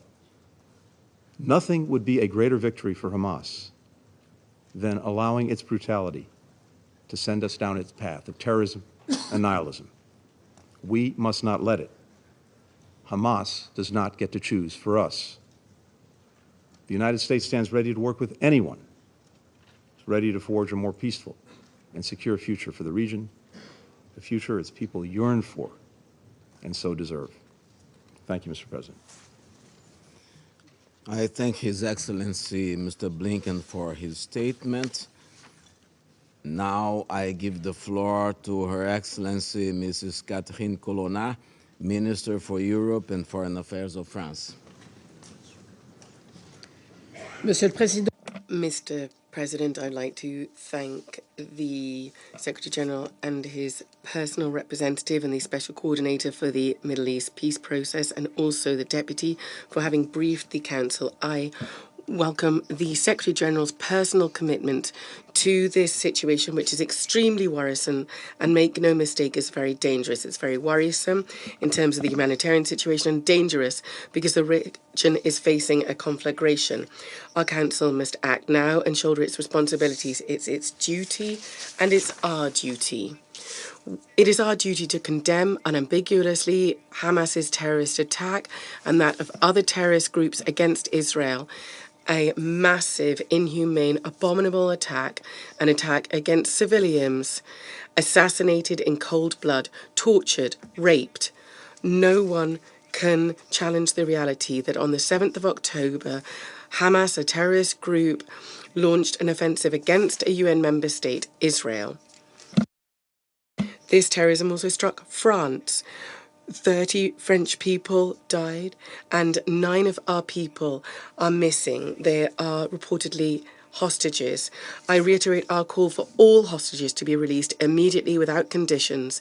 Children, including French children, are today most probably being held hostage in Gaza. No one within this council can accept this. All hostages must be released.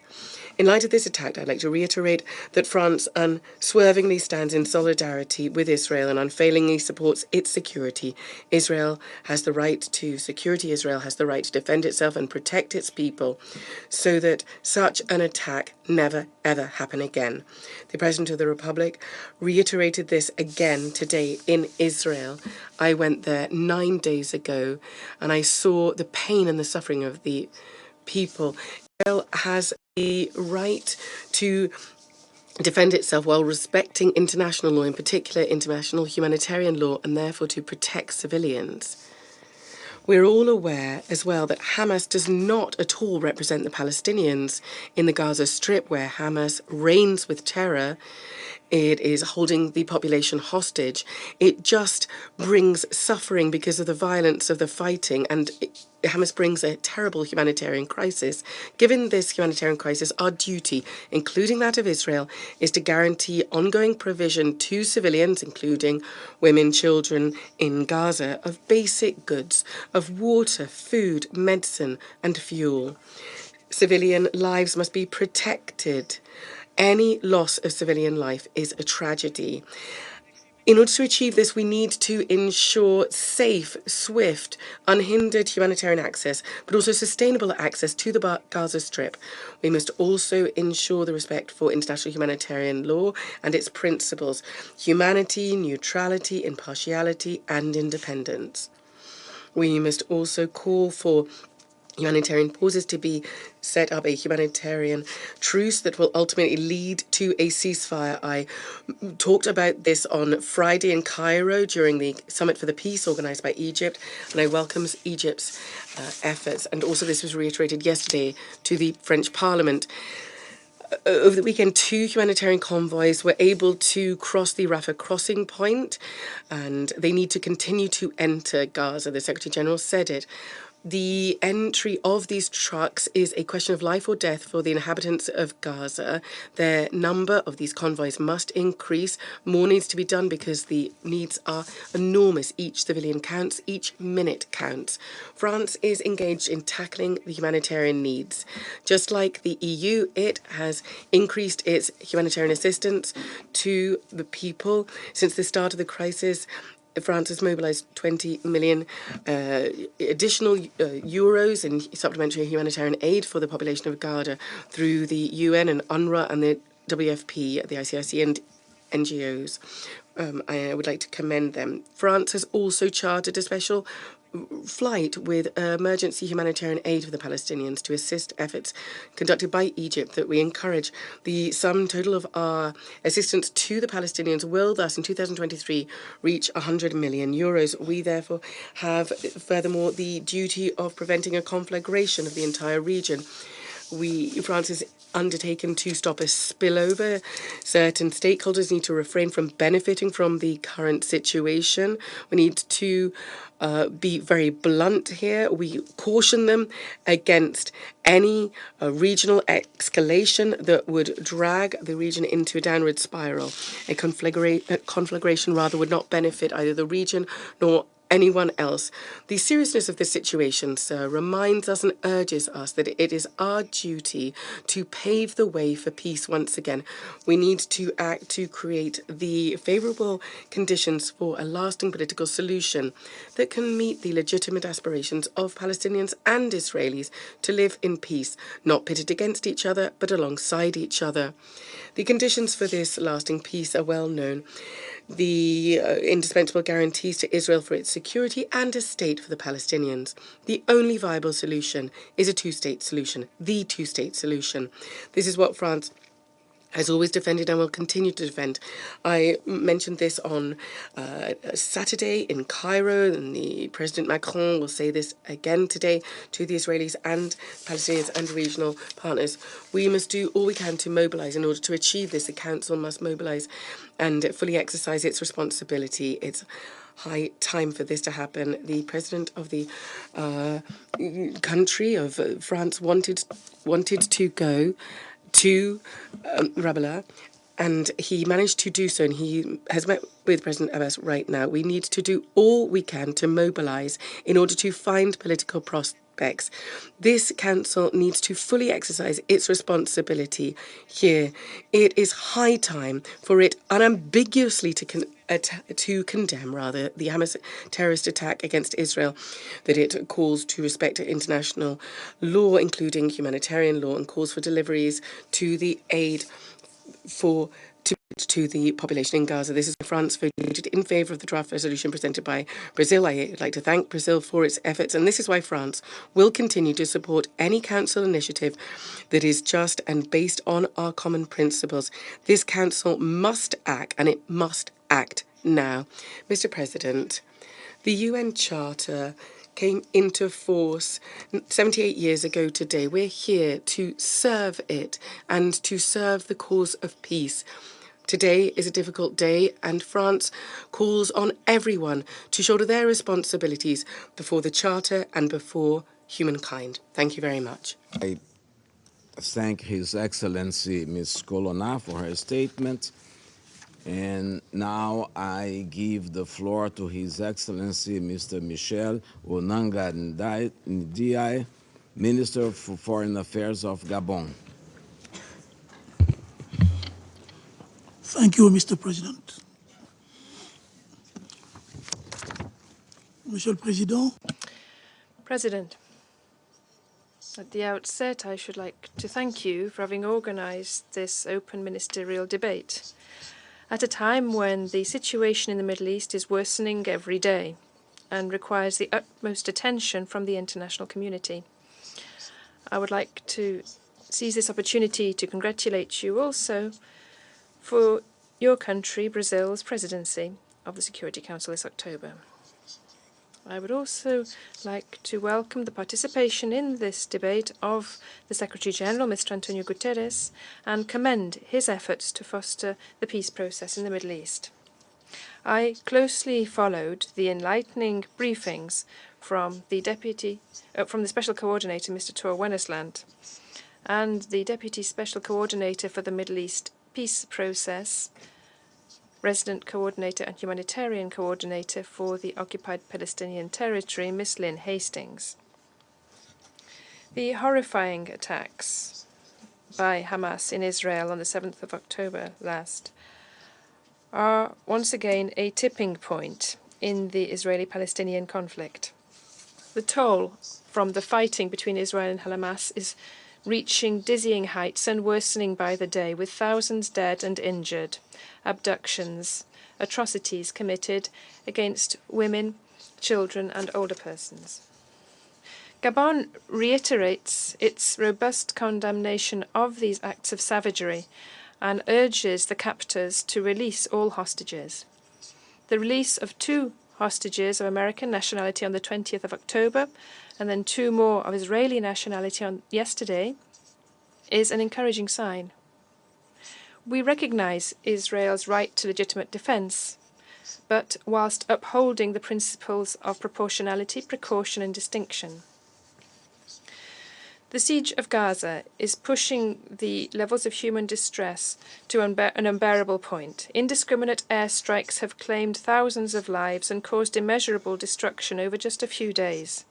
The recent attacks against the Orthodox Church and the Ali Arabi Hospital in Gaza are the dreadful reflection of an escalation of violence which is surpassing all limits. My country, Gabon, condemns violence against civilian infrastructure and recalls the fact that health facilities and their personnel must be respected and protected under all circumstances pursuant to international humanitarian law. I wish to pay a heartfelt tribute to the humanitarian workers who are continuing their activities with devotion in often hostile conditions at the risk of their lives. Still, on the humanitarian front, we are closely following the delivery of aid to the Gaza Strip at the Rafah crossing, which began on the 21st of October.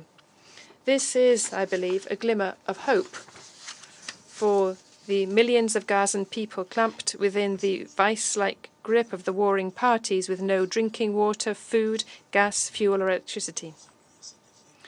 In this regard, we welcome the efforts of Egypt and the United States and launch an appeal for a continuous opening of this crossing point, given the critical situation on the ground.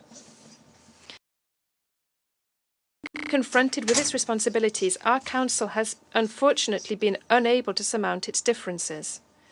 Gabon, my country, voted in favour of the two last draft resolutions, driven by a deep desire to bring an end to the abuses and to protect civilians. We regret the fact that our Council was unable to reach consensus. The immediate cessation of hostilities and an unhindered access for humanitarian aid to the people in need are vital and urgent. We must work further to silence the guns and achieve an enduring solution commensurate to the gravity of this crisis. Gabon believes that it is high time for humanity to prevail over political and geopolitical alliances. Clearly, the current conflict cannot be understood only in the wake of the events in recent days. An examination of the root causes of this conflict is an urgent necessity. The continued policy of expanding settlements, demolitions and evictions, particularly in the occupied West Bank, including East Jerusalem, the blockade on Gaza, religious provocation, terrorist attacks on Israeli soil, the recurrence of bellicose speech, as well as the seizing of tax revenues that Israel collects from workers from the Palestinian Authority on its behalf. All of these are major obstacles to building global, just and lasting peace.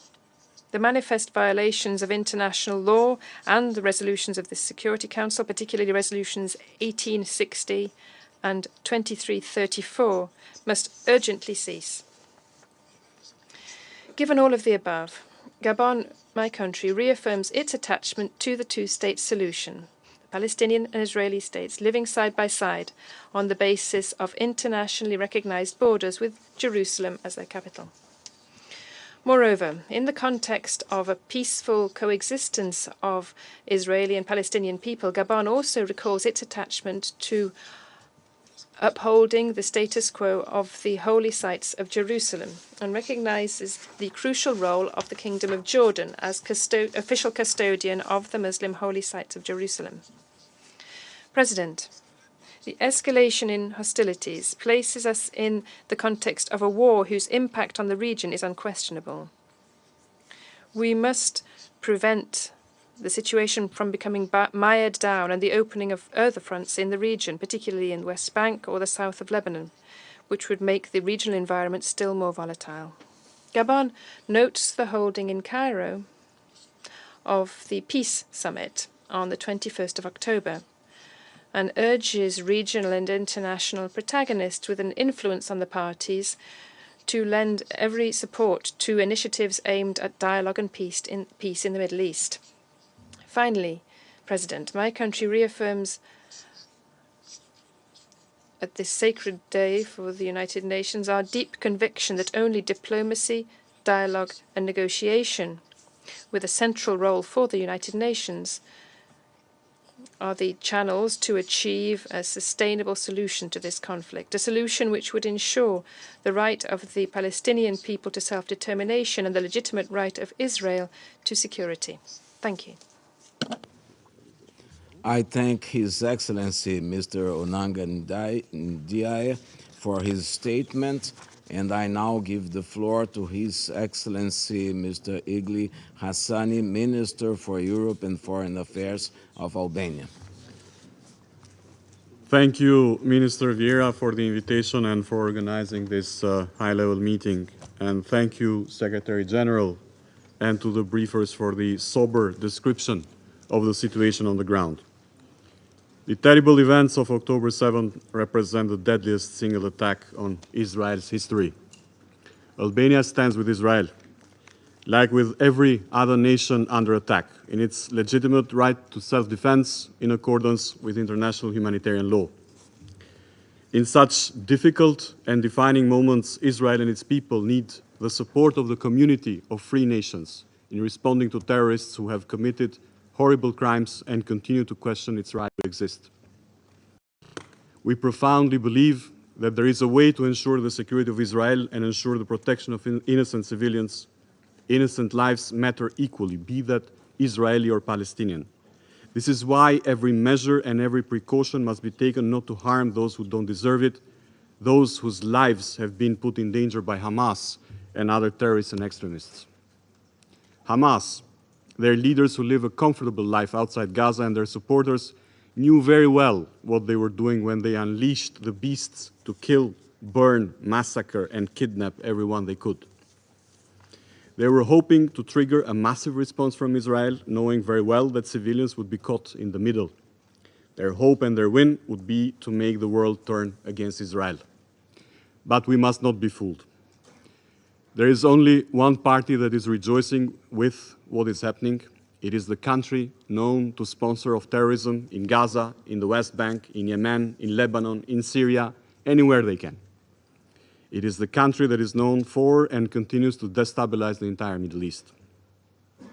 Mr. President, Albania condemns any justification and glorification of the terrorist attacks. It is crystal clear that the aim of Hamas is not to protect the Palestinians. Their actions do not represent them. Therefore, it is high time for all Palestinians to realize that their fight to self-determination, their dream for statehood, their aspirations for a better life in security and dignity will never be realized with Hamas and the likes. They must be the first to turn against acts of horror, against the unacceptable and the unjustifiable. Hamas is denying them their present. It is stealing their future. Mr. President, developments in the Middle East have always resonated around the world. They unleash strong passions and emotions. We are worried by a frightening increase of the level of anti-Semitism, fueled by hatred, by misinformation and disinformation, propelled to very dangerous levels, in particular through the social media. Anti-Semitism has never disappeared, but what we see nowadays is simply unacceptable. We should not stay indifferent in face of calls and behaviors that come from the Nazi playbooks. We must not let the fabric of our societies be torn apart by misconceptions, by hate speech, by discrimination, and by reviving despicable behaviors that have produced one of the darkest moments in human history. We have said it never again, but we must keep it, be vigilant, react, fight for it against all those who fume the flames of division and discrimination. Dear members of the Security Council, as we heard, the humanitarian situation in Gaza is dramatic. We condemn the attack on the Al-Ahli hospital last Tuesday and call for full investigation of those responsible for such act. We welcome the arrangements made so far for the humanitarian convoys into Gaza with water, food, and medical supplies. Although much more is needed to meet the needs, efforts must continue and diplomacy must always prevail. We commend the efforts of Egypt, the United States, Israel, and the Secretary General in this respect. The humanitarian aid for civilians should flow unhindered to all those in need, and the provision of fuel and restoration of electricity must be ensured. The normal and unhindered flow of humanitarian assistance must be guaranteed by humanitarian pauses. We welcome the release of hostages and every effort in this respect deserves praise. Civilians should have never been kidnapped in the first place, and all must be released unconditionally. Last but by no means least, everything must be done to avoid the spillover of the conflict which would destabilize the entire Middle East. We condemn the Hezbollah attacks on Israel and call on them to refrain from unprovoked actions and fully comply with United Nations Security Council Resolution 1706. Provocative, threatening and inciting rhetoric do not help. It is time to act with maturity, with messages of caution and responsibility. Israel needs and deserves security. Palestinians need and deserve their state. The issue of Palestine should not continue to remain an unfinished business, to poison international life and serve as a false pretext to the extremists and terrorists who use it for other aims and gains. There is urgent need to bring back a perspective for the future, especially for Gaza, once the hostilities are over. Albania reiterates its support for two states for two peoples, democratic and viable Palestine and a secure Israel, living side by side in a peace and security and in full recognition, with their people enjoying equal rights and equal dignity. In concluding, Mr. President, I would like to express Albania's full support for the US draft proposal that addresses all the core pertinent issues on which we hope the Security Council will show unity. And I thank you. I thank His Excellency Mr. Hassani for his statement, and I now give the floor to His Excellency Mr. Jan Borg, Minister for Europe and Foreign Affairs and Trade of Malta. Thank you, Mr. President. I also thank the Secretary General and the briefers in today's session. The situation in the Middle East has been precariously fragile and unsustainable for too long. Discussions in this chamber often focused on the violent escalations, unilateral measures, injustice, socio-economic inequality, human rights violation, dangerous rhetoric, hate speech, and other warning signs. It was evident that this volatile situation was pushing the conflict to a precarious edge. Our worst fears were realized on 7th October, when Hamas committed a despicable and deplorable terror attack against Israel, which we have condemned without reservation. The situation has now already resulted in the deaths of thousands and affected thousands more. Malta acknowledges Israel's right to self-defense and its duty and responsibility to protect its people. At the same time, we also emphasize that such actions must be consistent with obligations under international humanitarian law and in line with the principles of distinction and proportionality. Mr. President, at the beginning of the current crisis, we had underlined the need for steps in the right direction. In this context, we welcome the news that 4 hostages have been released and greatly appreciate the efforts by all involved to this end. We call on Hamas to release all remaining hostages safely and unconditionally, and without further delay. We are also gravely concerned at the current humanitarian situation in Gaza. Thousands of Palestinians have been killed, many of whom are civilians, including women and children. Scores more are likely still buried under the rubble of leveled neighborhoods. Malta condemns all attacks against civilians, UN, medical and humanitarian workers, religious places, as well as civilian infrastructure. We call for an independent investigation into the blast at Al-Ahli Baptist Hospital on the 18th of October, and we stress that whoever is responsible must be held accountable. International humanitarian law must be respected by all. We are deeply concerned by the decision taken by Israel to cut off the supply of water, electricity, food and fuel into Gaza. This action is resulting in dire humanitarian consequences for the civilian population. It will inevitably lead to a public health catastrophe due to compounding effects of mass displacement, inadequate sanitation, and waterborne diseases. Parties must adhere to their obligations to allow the safe, rapid, unimpeded, and sustained delivery of humanitarian aid through the Rafah crossings and to establish humanitarian corridors and safe zones. We commend efforts made by the United Nations, the United States, and Egypt in this regard. We must also note that this conflict has already had a disproportionate effect on women and children on both sides. Over 200 people, including women and children, are being held hostage by Hamas. Internally displaced women and girls in Gaza are at an elevated risk of gender-based violence, including sexual and psychological violence. It is in view of these extraordinary levels of suffering that Malta strongly reiterates its call for the establishment of an immediate humanitarian pause.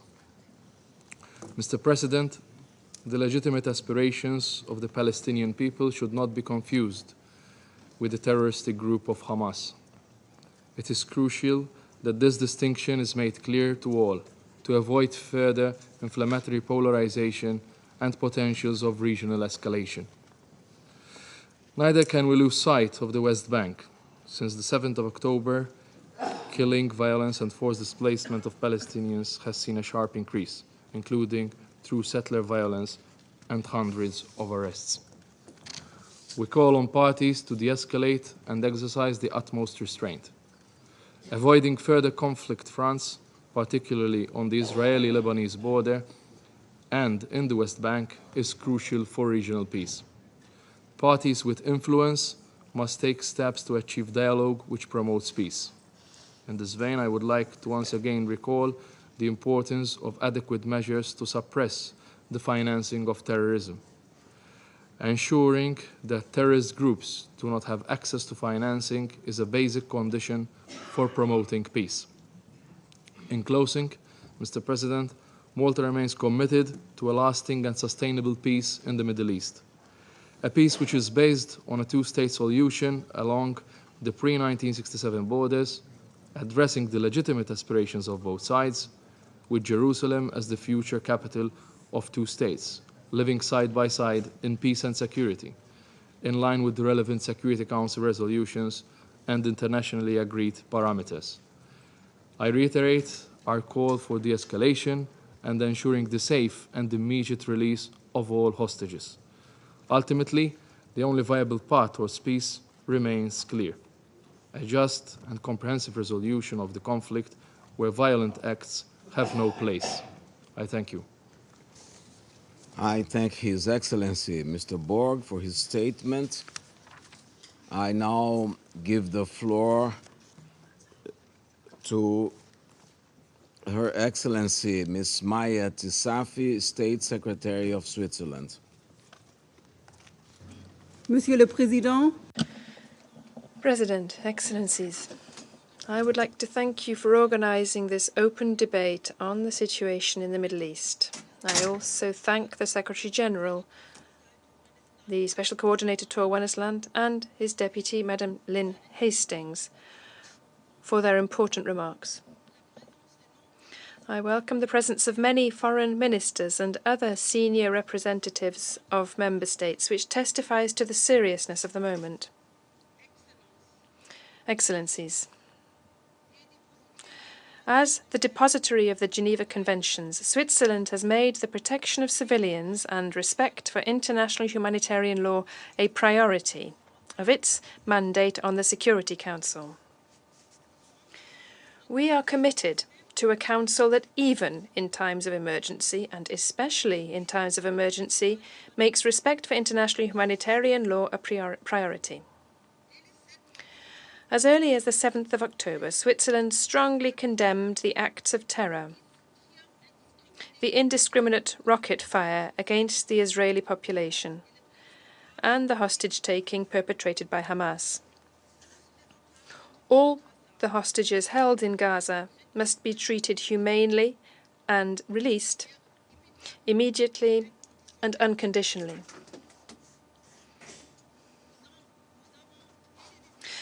Since the beginning of this crisis, we have also recognized Israel's legitimate concern for national defense and security. International humanitarian law takes account of legitimate security and military necessity.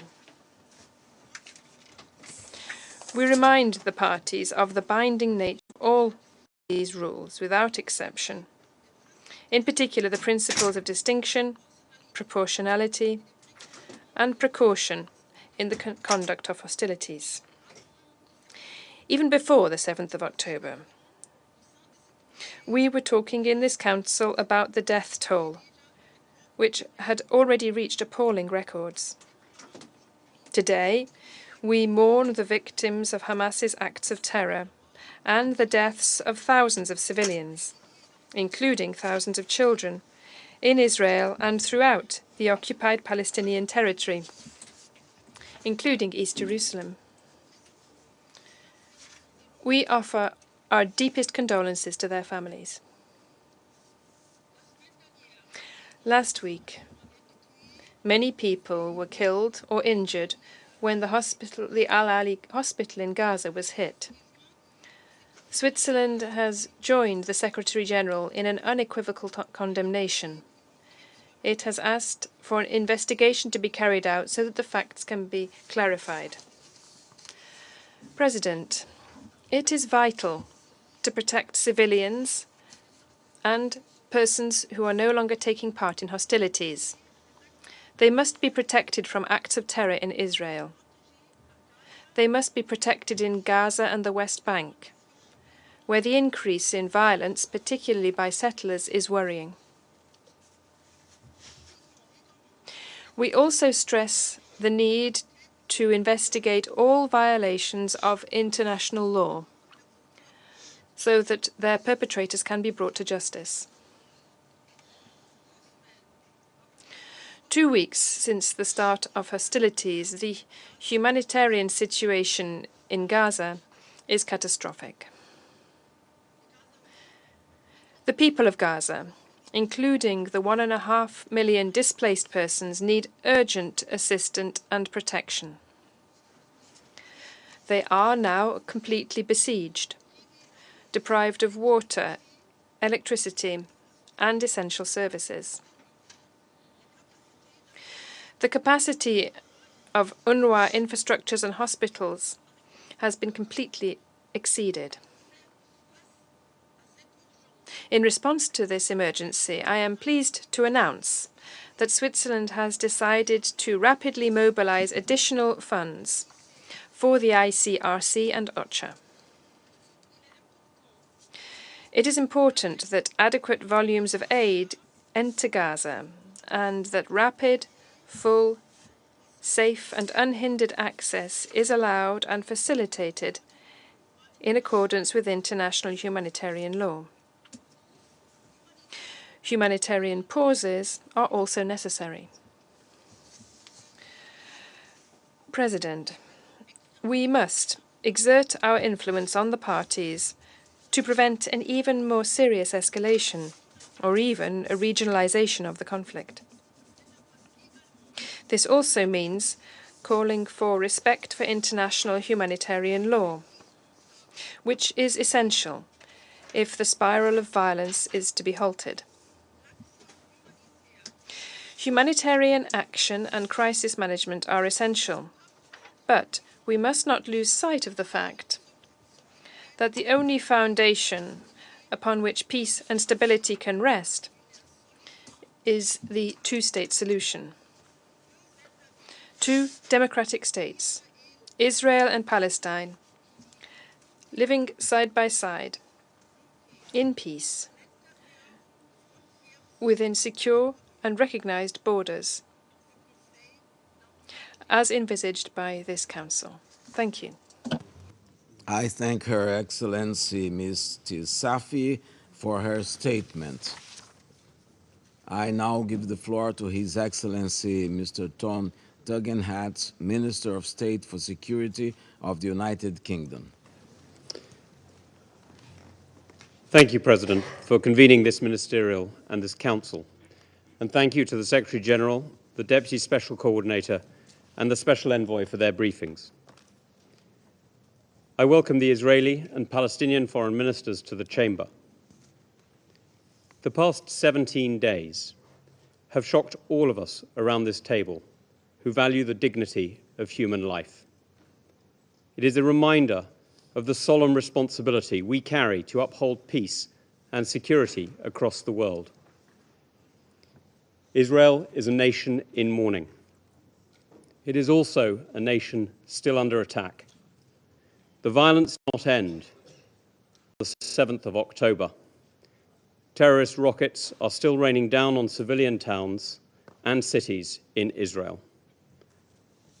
Around 200 of her citizens are still being held hostage in Gaza. Some of those are fellow British citizens. Some of those families were in this room only a few moments ago.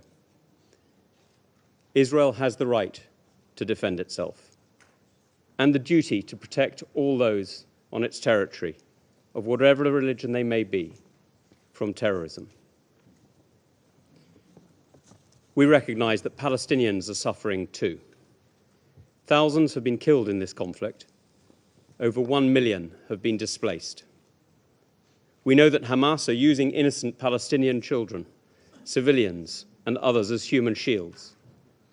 They have embedded themselves in civilian communities. Hamas care more for the opinions of their paymasters in Tehran than they do for the opinion of their fellow citizens. We know they fire rockets that often fall short, killing and injuring innocent Palestinians. Those people are victims of Hamas too. It is a terrorist organization that is not just a threat to Israel and Palestinians, but to many others in the region. President, the United Kingdom stands resolutely with Israel in defending itself against terror.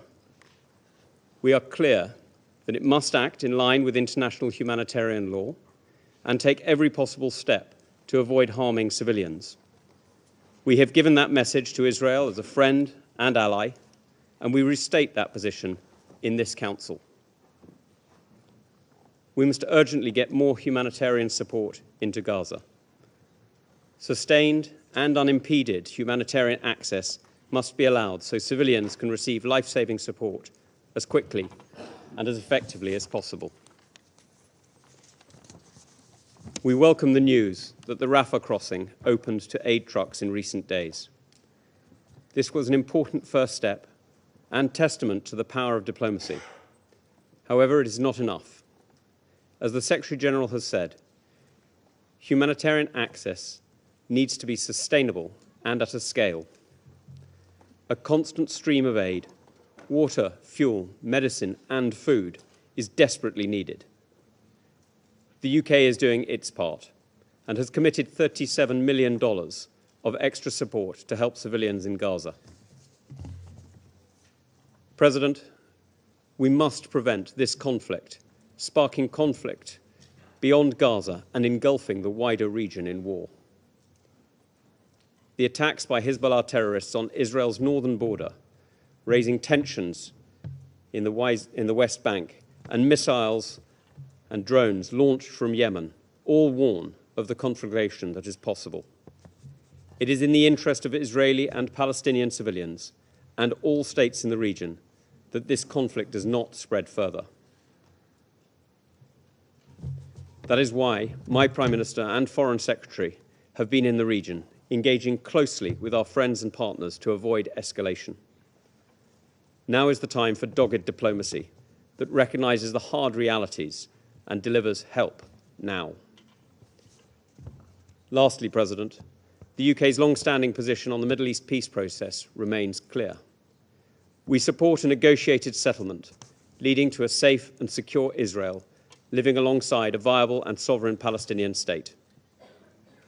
The events of the past week show with total clarity the need to achieve these goals. Hope and humanity must win out. Thank you. I thank His Excellency Mr. Tungenhat for his statement.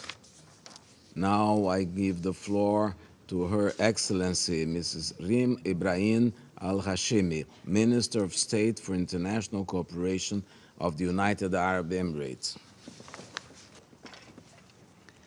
بسم الله الرحمن الرحيم. سيد الرئيس. In the name of God, most compassionate, most noble Mr. President, I would like to thank the Secretary General, Antonio Guterres, for his important statement, and I also thank Special Coordinator Mr. Wennesland and Ms. Hastings for their detailed briefings and important efforts during this time. Mr. President, our region is witnessing one of the most difficult crises in its modern history. In light of these critical developments, I would like to highlight the following key points, which must be our top priorities today. First, every diplomatic effort must be made and all capabilities must be harnessed to achieve an immediate and sustainable ceasefire. The continuous escalation of Israel's bombing of the Gaza Strip confirms that any delay ending this war means more casualties, further destruction, and the threat of the conflict's spillover into the region. In particular, as armed and extremist groups operating in the region will make every effort to exploit this conflict to achieve their destructive agendas. We have recently seen growing tensions in the region, including in southern Lebanon, the occupied Syrian Golan, and the Red Sea. An unchecked slide into regional war risks ominous outcomes that will not only threaten regional security, but will only extend beyond to affect stability around the world. Therefore,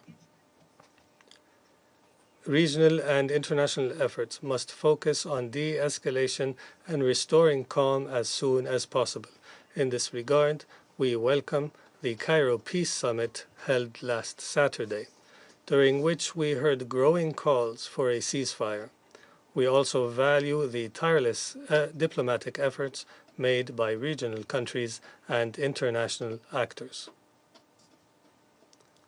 Secondly, immediate, safe, sustainable, and unhindered delivery of humanitarian aid must be allowed to enter the Gaza Strip in a manner that meets basic needs. The long-standing unjust blockade must also end in order to alleviate the catastrophic humanitarian crisis exacerbated by the shutting down of electricity, water, and food, the shortage in medical supplies and deterioration of the health sector place patients and premature babies in imminent danger. Fuel must also be allowed, as it is essential for operating hospitals and water facilities and other necessities. We appreciate the extensive efforts by the Arab Republic of Egypt and the United Nations to support the delivery of aid through the Rafah crossing, which resulted in the delivery of several shipments of aid to the Gaza Strip over the past 4 days.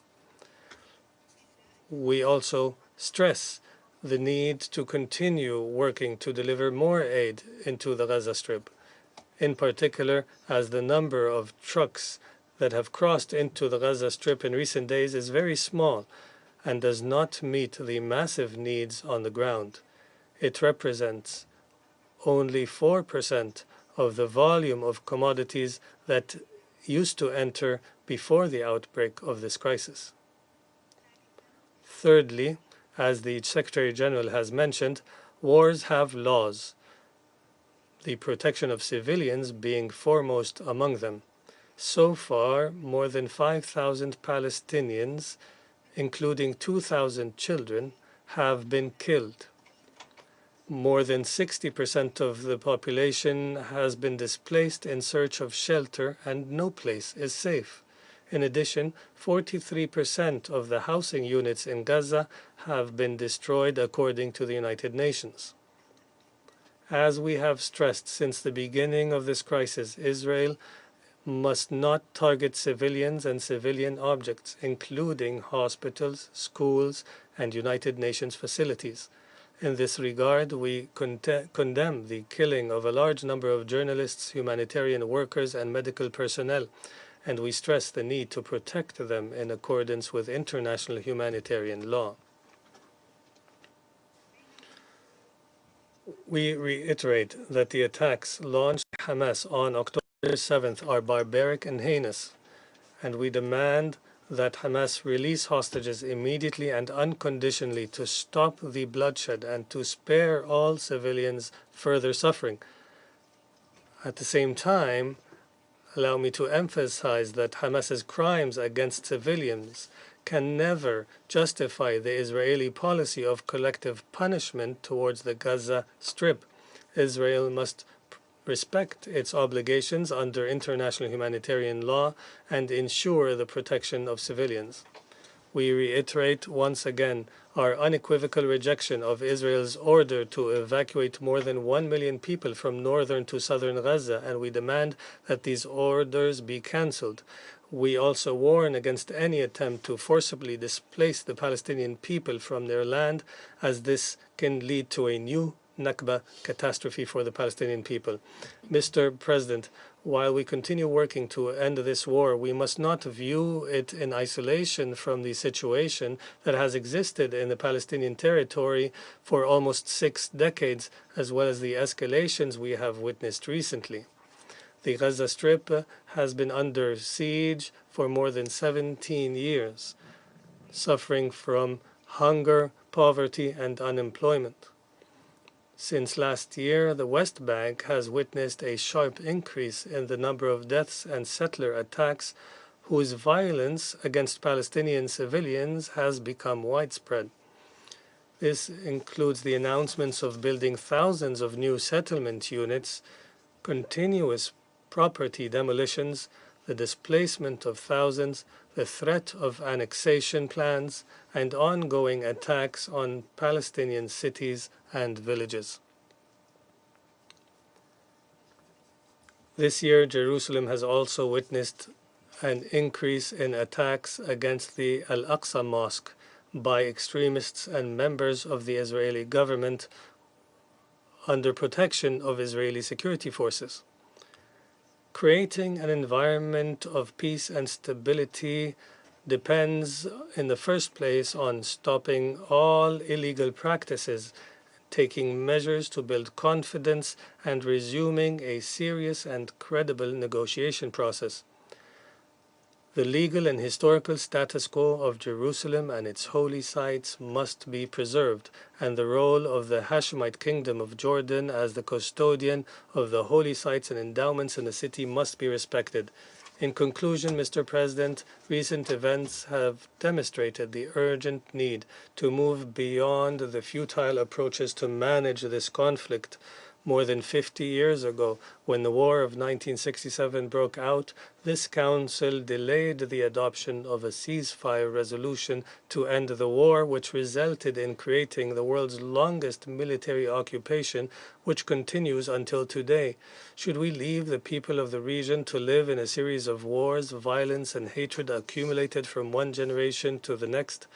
To avoid this, the United Arab Emirates affirms the importance of adopting a resolution calling for an immediate and sustained humanitarian ceasefire, and to work seriously after that to find a just, lasting, and comprehensive solution to this conflict, to allow both peoples to live in lasting peace and security. The United Arab Emirates will continue its calls for dialogue, peaceful coexistence, and cooperation as the path to stability in the region. Today, we ask you to support this vision to achieve the aspirations of the region's peoples towards progress and prosperity. Today, humanity is facing a critical test. As responsible and conscious leaders, in particular in this Council, we must succeed in the test by advancing the choice of peace and reviving the two-state solution, which is needed now more than ever to achieve the legitimate aspirations of the Palestinian people. This requires confronting and addressing the present crisis instead of just managing it. It makes no sense if we repeat the same approach towards this conflict and expect different results. Thank you, Mr. President. I thank Her Excellency Mrs. Al-Hashimi for her statement. And now I give the floor to the permanent representative of the Russian Federation. Mr. President, distinguished Minister Herrera, we'd like to thank the Secretary General and also the Special Coordinator for the Middle East Peace Process, Tor Wennesland, and also Lynn Hastings for their substantive briefings on the situation in the Middle East region. We believe it's important to point out that at this very difficult time, the Secretary General went to the region in order personally to be involved in efforts to bring settlement and to be involved in the humanitarian response to what is happening. Unfortunately, today's debates are taking place not only on UN Day, but with a background of an unprecedented outbreak of violence in the area of the Palestinian-Israeli conflict that has caused a catastrophic growth in the number of casualties amongst civilians from both sides. As a result of the 7th of October hostilities, according to most recent data, about 1,000 Israelis and Palestinians have died, or thousands rather. 18,000 people have been injured. There are 19 Russians among the victims. I'm not going to repeat the statistics. We have heard the most up-to-date data from Tor Wennesland, which bears witness to the fact that the scale of the humanitarian disaster in the Gaza Strip has exceeded all of our worst imaginations.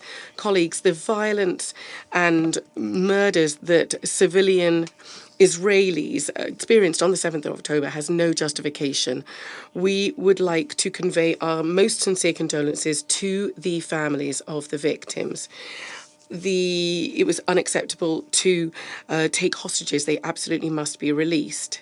However, unfortunately, this is not an isolated episode.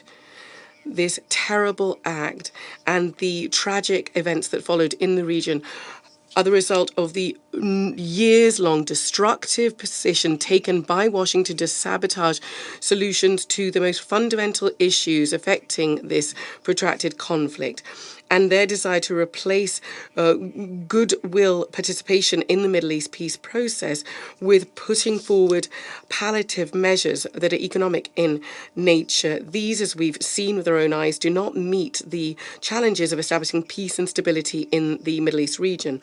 This has also had an impact on the violations in Israel, or in Jerusalem rather, of Security Council resolutions and the unilateral steps that have been taken, including settlement encroachment and the upset of the Israeli holy site, or Jerusalem holy site status rather.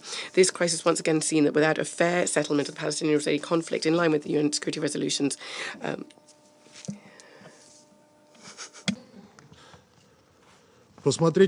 let's just have a look at what we have said on the Middle East settlement. We, along with many others, for several years now have warned that the situation is on the brink of explosion, and the explosion occurred.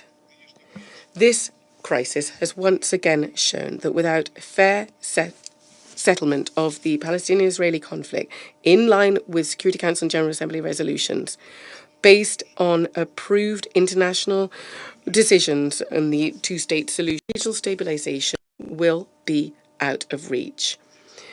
Russia's position was and will remain fundamental and consistent. There's a need to establish a sustainable negotiation process at UN-approved platforms. Following this, there must be the establishment of a sovereign Palestinian state within the 1967 borders, with East Jerusalem as its capital, coexisting in peace and security with Israel.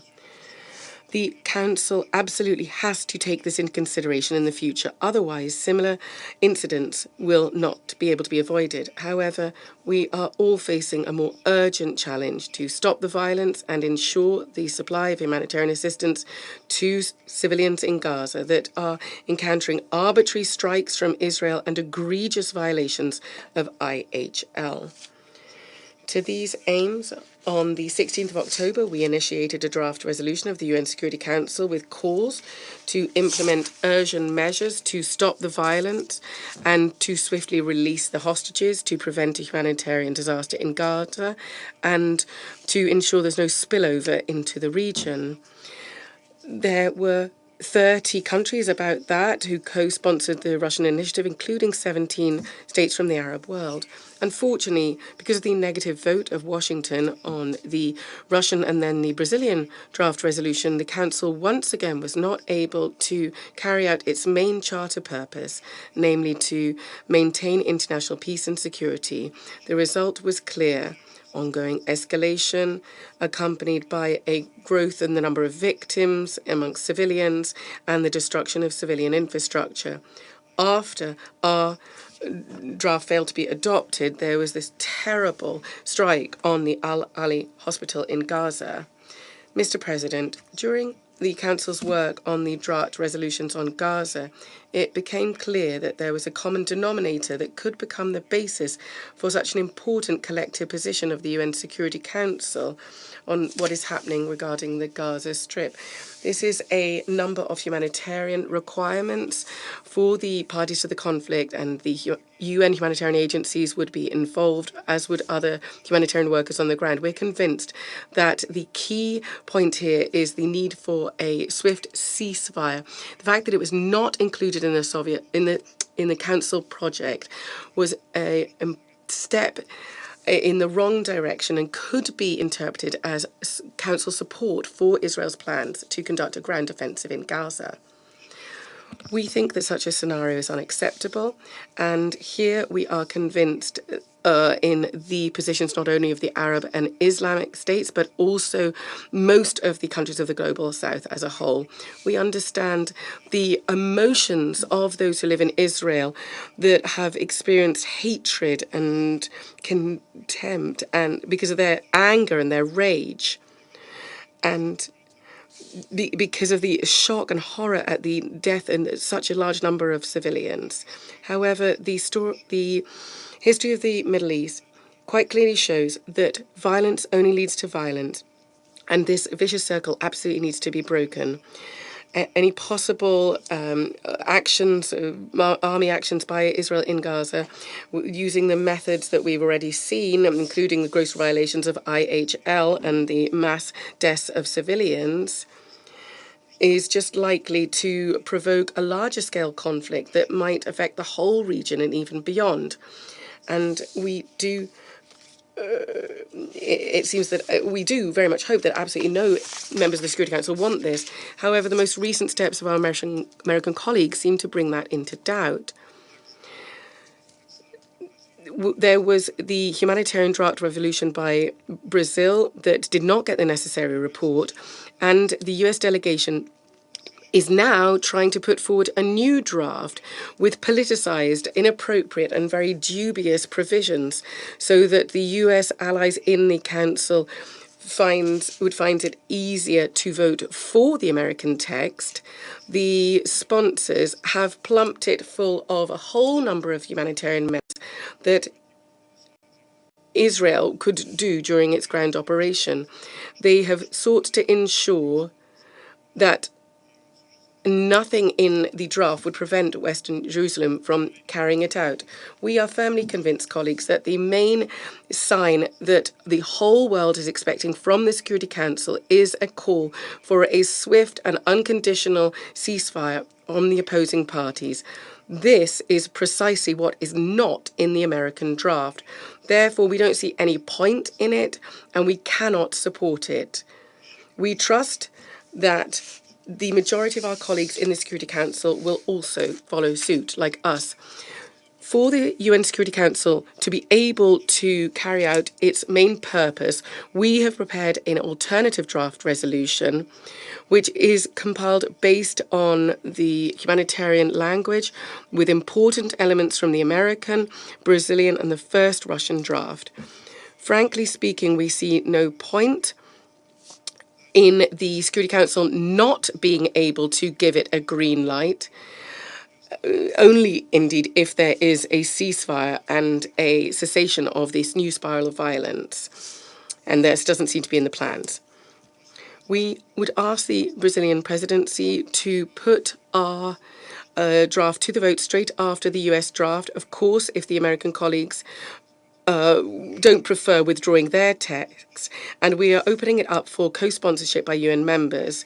We very much trust in your support that would enable the UN Security Council to send the necessary sign and to prevent a further escalation of the conflict. Thank you very much. I thank the permanent representative of the Russian Federation, and now I give the floor to the permanent representative of Ecuador. Gracias, señor presidente. Thank you, President. I should like to begin by expressing gratitude for the briefing from the Secretary-General this morning, and we reiterate the recognition and support of Ecuador for the Secretary-General's work, which is more valuable and necessary than ever. We would also like to thank the briefers, Mr. Tor Wennesland and Ms. Hastings. This open debate, President, is an ideal opportunity for this Council to hear the views of the members of the United Nations. And it could not come at a more timely moment, given the recent events of which we are all so well aware. For that reason, President, I will be brief. 6 days ago, in this same chamber, I expressed my position on the extremely serious escalation of violence in the Middle East, and I issued a call to all protagonists to exhibit restraint, to avoid stoking tensions, and to prevent a spillover of the violence to other zones. Moreover, President, as well as condemning the terrorist acts of Hamas and recognizing Israel's right to defend its people, I recalled that whilst exercising the right to legitimate defense, the principles of international humanitarian law must be upheld at all times.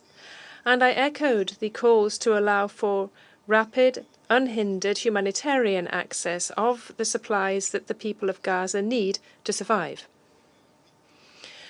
Likewise, we condemned the use, and we repeat this condemnation today, of the use of civilians as human shields.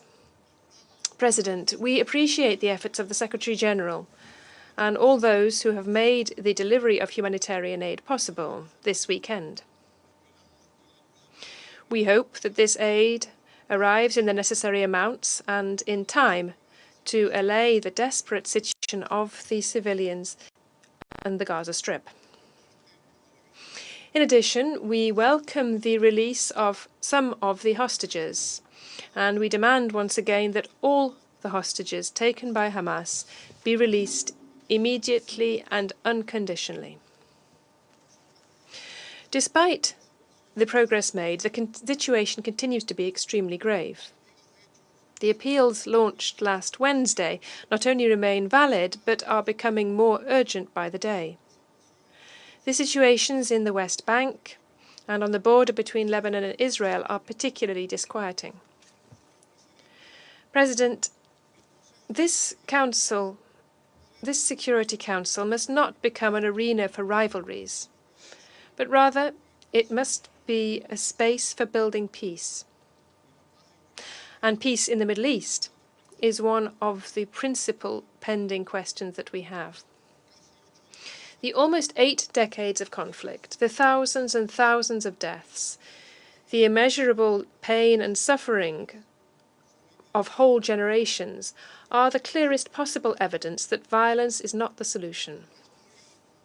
The history of the conflict between Israel and Palestine, President, must no longer be a tale of missed opportunities. For this reason, I reiterate what my delegation has already said on numerous occasions in the General Assembly, in this Council, and in other fora. The only way to bring an end to this conflict is through a peaceful, negotiated, definitive, and just solution for the parties, with the existence of two states, Palestine and Israel, on the basis of the 1967 borders and the relevant resolutions. Thank you very much. I thank the permanent representative of Ecuador for his statement, and now I give the floor to the permanent representative of China.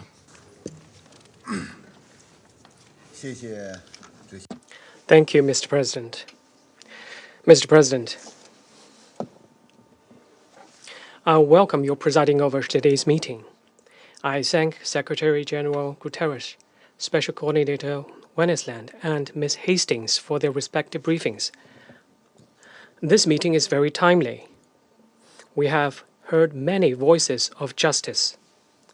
Since the 7th of October, the tensions between Palestine and Israel have grappled the world's attention. As we speak, the armed conflict keeps escalating, the situation on the ground continues to deteriorate, and the lives of more than 2 million innocent people in Gaza are hanging by a thread. Civilian casualties are rising with every passing minute. The eyes of the entire world are on this chamber. We call on the Security Council to collectively take responsible and meaningful actions without delay and send an equivocal, powerful, and united message. First, a comprehensive ceasefire must be pursued above all else. A ceasefire must be achieved without delay. This is the call made by Secretary General Guterres. This is the appeal made by the leaders of Arab countries at the Cairo summit on the 21st of this month. This is the plea made by the WHO, WFP, and UNRWA, as well as humanitarian agencies working on the ground in Gaza, helping the local population. This is also a powerful demand from millions of ordinary people in Gaza and around the world. In light of the overwhelming call of the international community, the Security Council must use clear and unambiguous language to demand an immediate ceasefire. It must be pointed out that whatever the justification in Gaza is allowed to continue and escalate, the final outcome will not be a complete military victory for either side. Instead, the situation will very likely evolve into a catastrophe that consumes the entire region, completely dashing the prospects of the two-state solution and plunging the Palestinian and Israeli peoples into a perpetual vicious cycle of hatred and confrontation. This scenario runs counter to the goal that we have just heard from delegates around the room of preventing a spillover of the situation. States should uphold moral conscience rather than clinging on to geopolitical calculations, let alone double standards. The Security Council must do everything in its power for peace rather than resorting to convoluted language and implicitly giving a green light to further escalation and acts that put more civilians in harm's way. Second, preventing an even greater humanitarian catastrophe must be the top priority among all ongoing efforts. Gaza has been without power for 15 consecutive days. Water and fuel supplies have been cut off, and food, medicine, and other basic necessities are about to run out. We appreciate the efforts made by Egypt and the other regional countries, as well as Secretary General Guterres to open humanitarian corridors. However, the humanitarian supplies currently allowed to enter Gaza are still a drop in the bucket, and it is impossible to effectively meet Gaza's humanitarian needs through the Rafah crossing alone. The Security Council should use the most unequivocal language to require the occupying power to immediately lift the full siege of Gaza. restore water, electricity, and fuel supplies, and cease the collective punishment of the population in Gaza. We urge Israel to create favorable conditions for the normal operations of the Rafah crossing, stop airstrikes on its surrounding areas, and ensure safe and unimpeded channels of aid. China has provided emergency humanitarian assistance through the Palestinian Authority and UN agencies, respectively, and will continue to provide in-kind assistance based on the needs of the people in Gaza.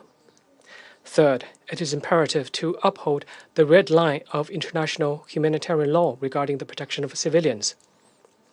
The fresh conflict between Palestine and Israel has resulted in appalling civilian casualties. Life and conscience seem so pale and powerless under frequent indiscriminate attacks.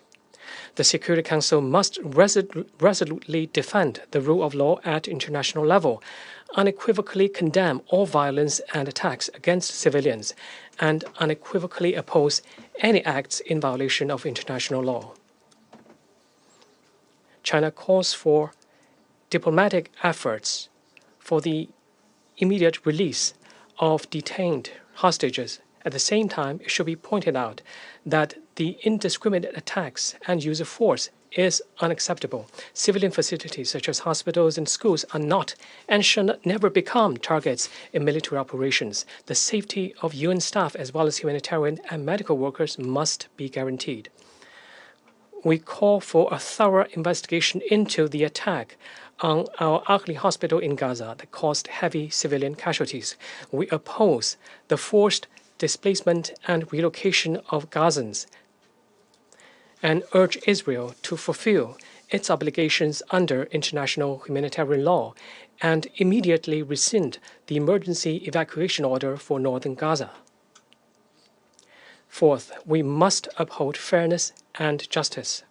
The root cause of the Palestinian-Israeli conflict lies in the prolonged illegal occupation of Palestinian territories, the long-running neglect of the Palestinian right to independent statehood, as well as the lack of effective protection of the Palestinian people's basic rights. The fundamental approach in addressing the Palestinian-Israeli conflict is to implement the two-state solution and to achieve peaceful coexistence between Palestine and Israel. Discussions on specific issues must not be taken out of this context, and the actions taken by the Security Council must not deviate from the right direction. Failing that, there will be no justice in the world, and decisions made by the Security Council may even be counterproductive. Mr. President, China has been working tirelessly to promote a cessation of hostilities and the restoration of peace. China has maintained close communication with all relevant parties and is committed to playing a responsible and constructive role in achieving a ceasefire, protecting civilians, and avoiding an even deadlier humanitarian disaster. China has no self-interest on the Palestinian question. Any initiative that contributes to peace will receive China's staunch support. Any endeavor that facilitates Palestinian-Israeli reconciliation will be pursued by China with all-out efforts. We will continue to stand on the side of international fairness and justice, on the side of international law, and on the side of the legitimate aspirations of the wider Arab and Islamic world. We stay committed to working with the international community and making unremitting efforts for achieving a comprehensive, just, and lasting solution to the Palestinian question at an early date. Thank you, Mr. President. I thank the permanent representative of China for his statement, and I now give the floor to the representative of Japan. I thank Secretary General Guterres, Special Coordinator Tor Wennesland, and Deputy Special Coordinator Hastings for their briefings. The situation is changing dramatically by the hour, and timely updates to the Security Council are critical. Mr. President, Japan once again condemns the terror attacks committed by Hamas and other Palestinian militants in the strongest terms. Hostages must be released immediately. The international community should never tolerate such heinous acts. It is important for us to redouble our diplomatic efforts so that the situation calms down and does not spill over across the region. Israel has a right to defend itself and its people in accordance with international law. At the same time, all parties need to act based on international law. Equally crucial is addressing the humanitarian situation in Gaza. We must also secure the safety of civilians. We need to take all measures necessary to allow full, rapid, safe, and unhindered humanitarian access consistent with international humanitarian law to alleviate the devastating humanitarian situation where basic needs such as electricity, water, food, and sanitation are running out. Japan would also like to reaffirm the importance of ensuring the protection of medical and humanitarian personnel exclusively engaged in medical duties in accordance with the relevant Security Council resolutions, including Resolution 2286. Mr. President, the threat of spillover into the region and beyond is very real. We have already seen skirmishes between Israel and Hezbollah, missiles and drones being shot down by the US Navy in the Red Sea, and bombing of Aleppo and Damascus airports. All too easily, the situation could erupt into a regional war that no one would benefit from. We must act now to prevent it. Japan supports any diplomatic activities that can lead towards de-escalation and the improvement of the humanitarian situation, including the Cairo Summit for Peace over the weekend and ongoing negotiations to free the hostages. We pay deep respect to the efforts by the United States, Egypt, and the Secretary General that led to the entry of aid trucks through the Rafah crossing into Gaza. But more is needed, and we should encourage further steps to continue to deliver life-saving assistance to the Palestinian people in Gaza without delay.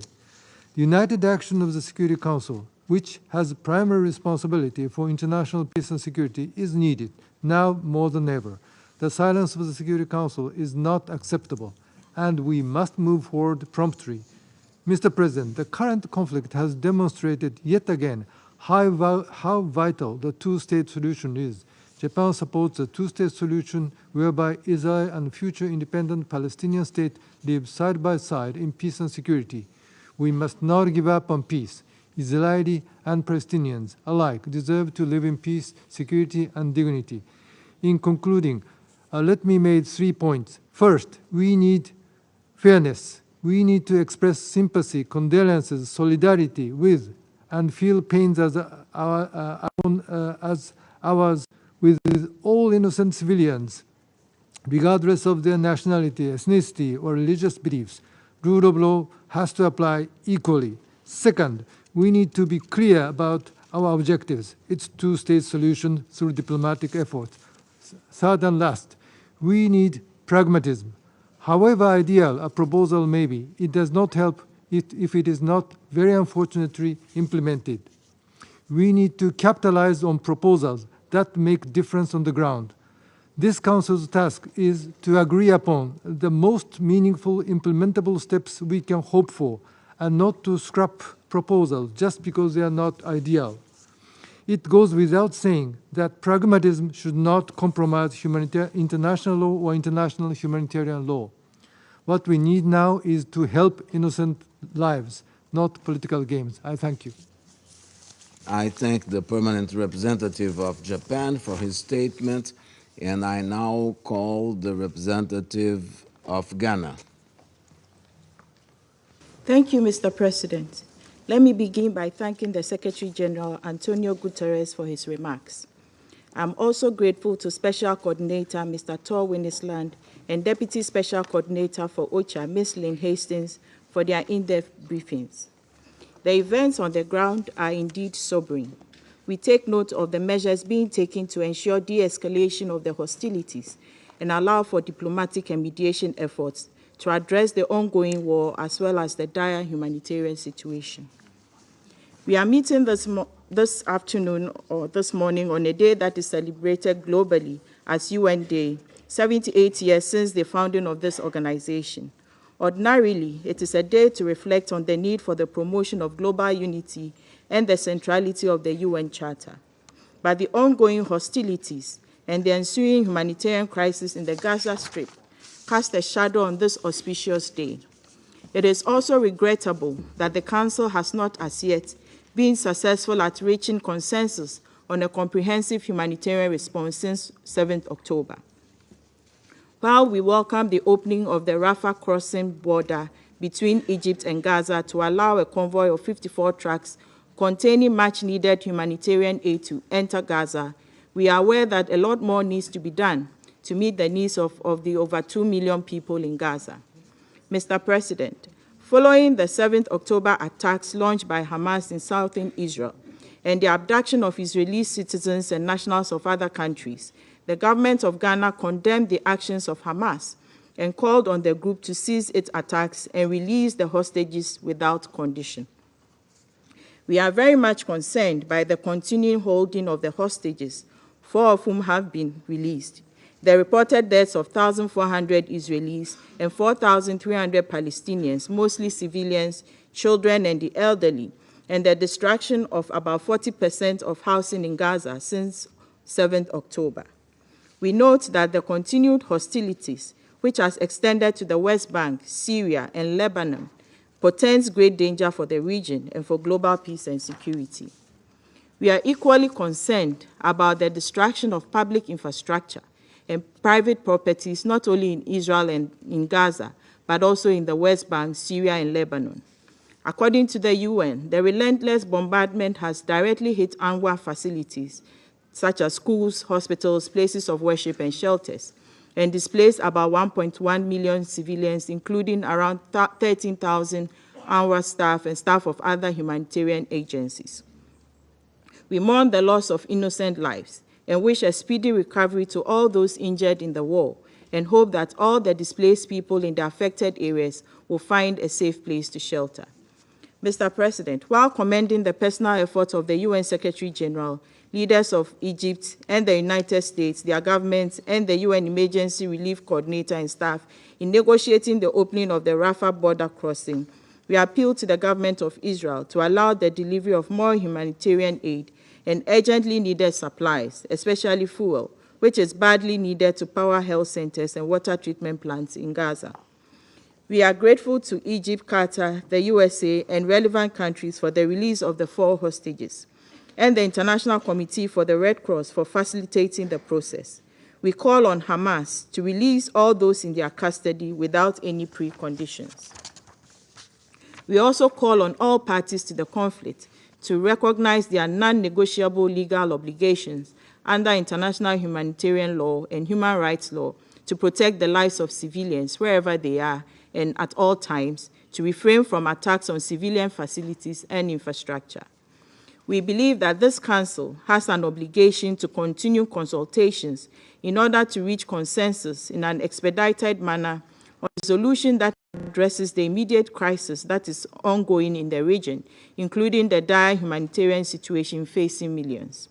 Mr. President, in concluding, Ghana reaffirms her belief that the path to lasting peace and stability in the Middle East runs through the two-state solution, with Israel and Palestine living side by side within secure and recognized borders on the basis of the negotiated 1967 borders.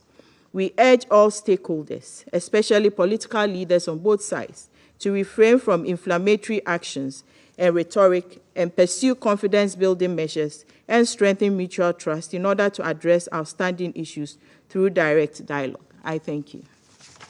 I thank the representative of Ghana for her speech, for her statement, and I now give the floor to the permanent representative of Mozambique. Mr. President, Mozambique wishes to thank Brazil's presidency of the Council for convening this important meeting. We praise Brazil's leadership and the way it has been conducting our work, particularly since the eruption of the conflict on the 7th of October. On this day, 24th of October, the United Nations Day, we wish to express our gratitude to the Secretary General and through him to the workers of the United Nations for their dedication to our organization. The Secretary General's trip to the Middle East a few days ago bears testimony to his courage and integrity in the face of a difficult crisis that the world has been facing. We thank the briefers, Mr. Tor Wennesland, UN Special Coordinator of the Middle East Peace Process, and Ms. Lynn Hastings, Deputy Special Coordinator, the Resident Humanitarian Coordinator for the occupied Palestinian territory, for their insights and update on the current situation in the region. Mr. President, the situation in the Gaza Strip has been a source of grave concern for the international community, particularly since the attacks of October 7. This is a humanitarian crisis that has been ongoing for years and claiming many innocent civilians. Mozambique associates herself with the collective efforts of this Council aimed at ensuring the protection of civilians and the respect for international human rights law and international humanitarian law. There is an urgent need to open up humanitarian access corridors to ensure that those in a dire need have access to basic supplies such as water, electricity, food, and medicine. In this regard, we reiterate our call on the parties to de-escalate the tension, stop the bloodshed, halt the attacks, and stop the human suffering in the occupied territories and Gaza Strip, and allow immediately and unconditionally access of humanitarian assistance to the displaced citizens in absolute need. With the humanitarian tragedy in Gaza unfolding before our eyes, we call on the international community to ensure respect for principles and rules of international human rights, international humanitarian law, Geneva Conventions, and their protocols. We reiterate the importance and our collective duty of protecting civilians and civilian infrastructures, always, everywhere, and at all times. Mr. President, as Security Council members, it is our duty and responsibility to work together in a united manner and with a unified voice to contain and solve the conflict, to bring to an end the cycle of violence and prevent regional escalation. We hold the view that peace is always possible if dialogue between the parties prevails based on justice, observance of the principles of self-determination, and mutual recognition. We wish to remind once again that the Charter compels the parties and indeed the entire international community to practice tolerance and live together in peace with one another as good neighbors. Mr. President, we urge the parties to pursue the path of dialogue, working together in a constructive manner for a lasting peace, respecting the principle of the two-state solution in accordance with the relevant Security Council resolutions. I thank you.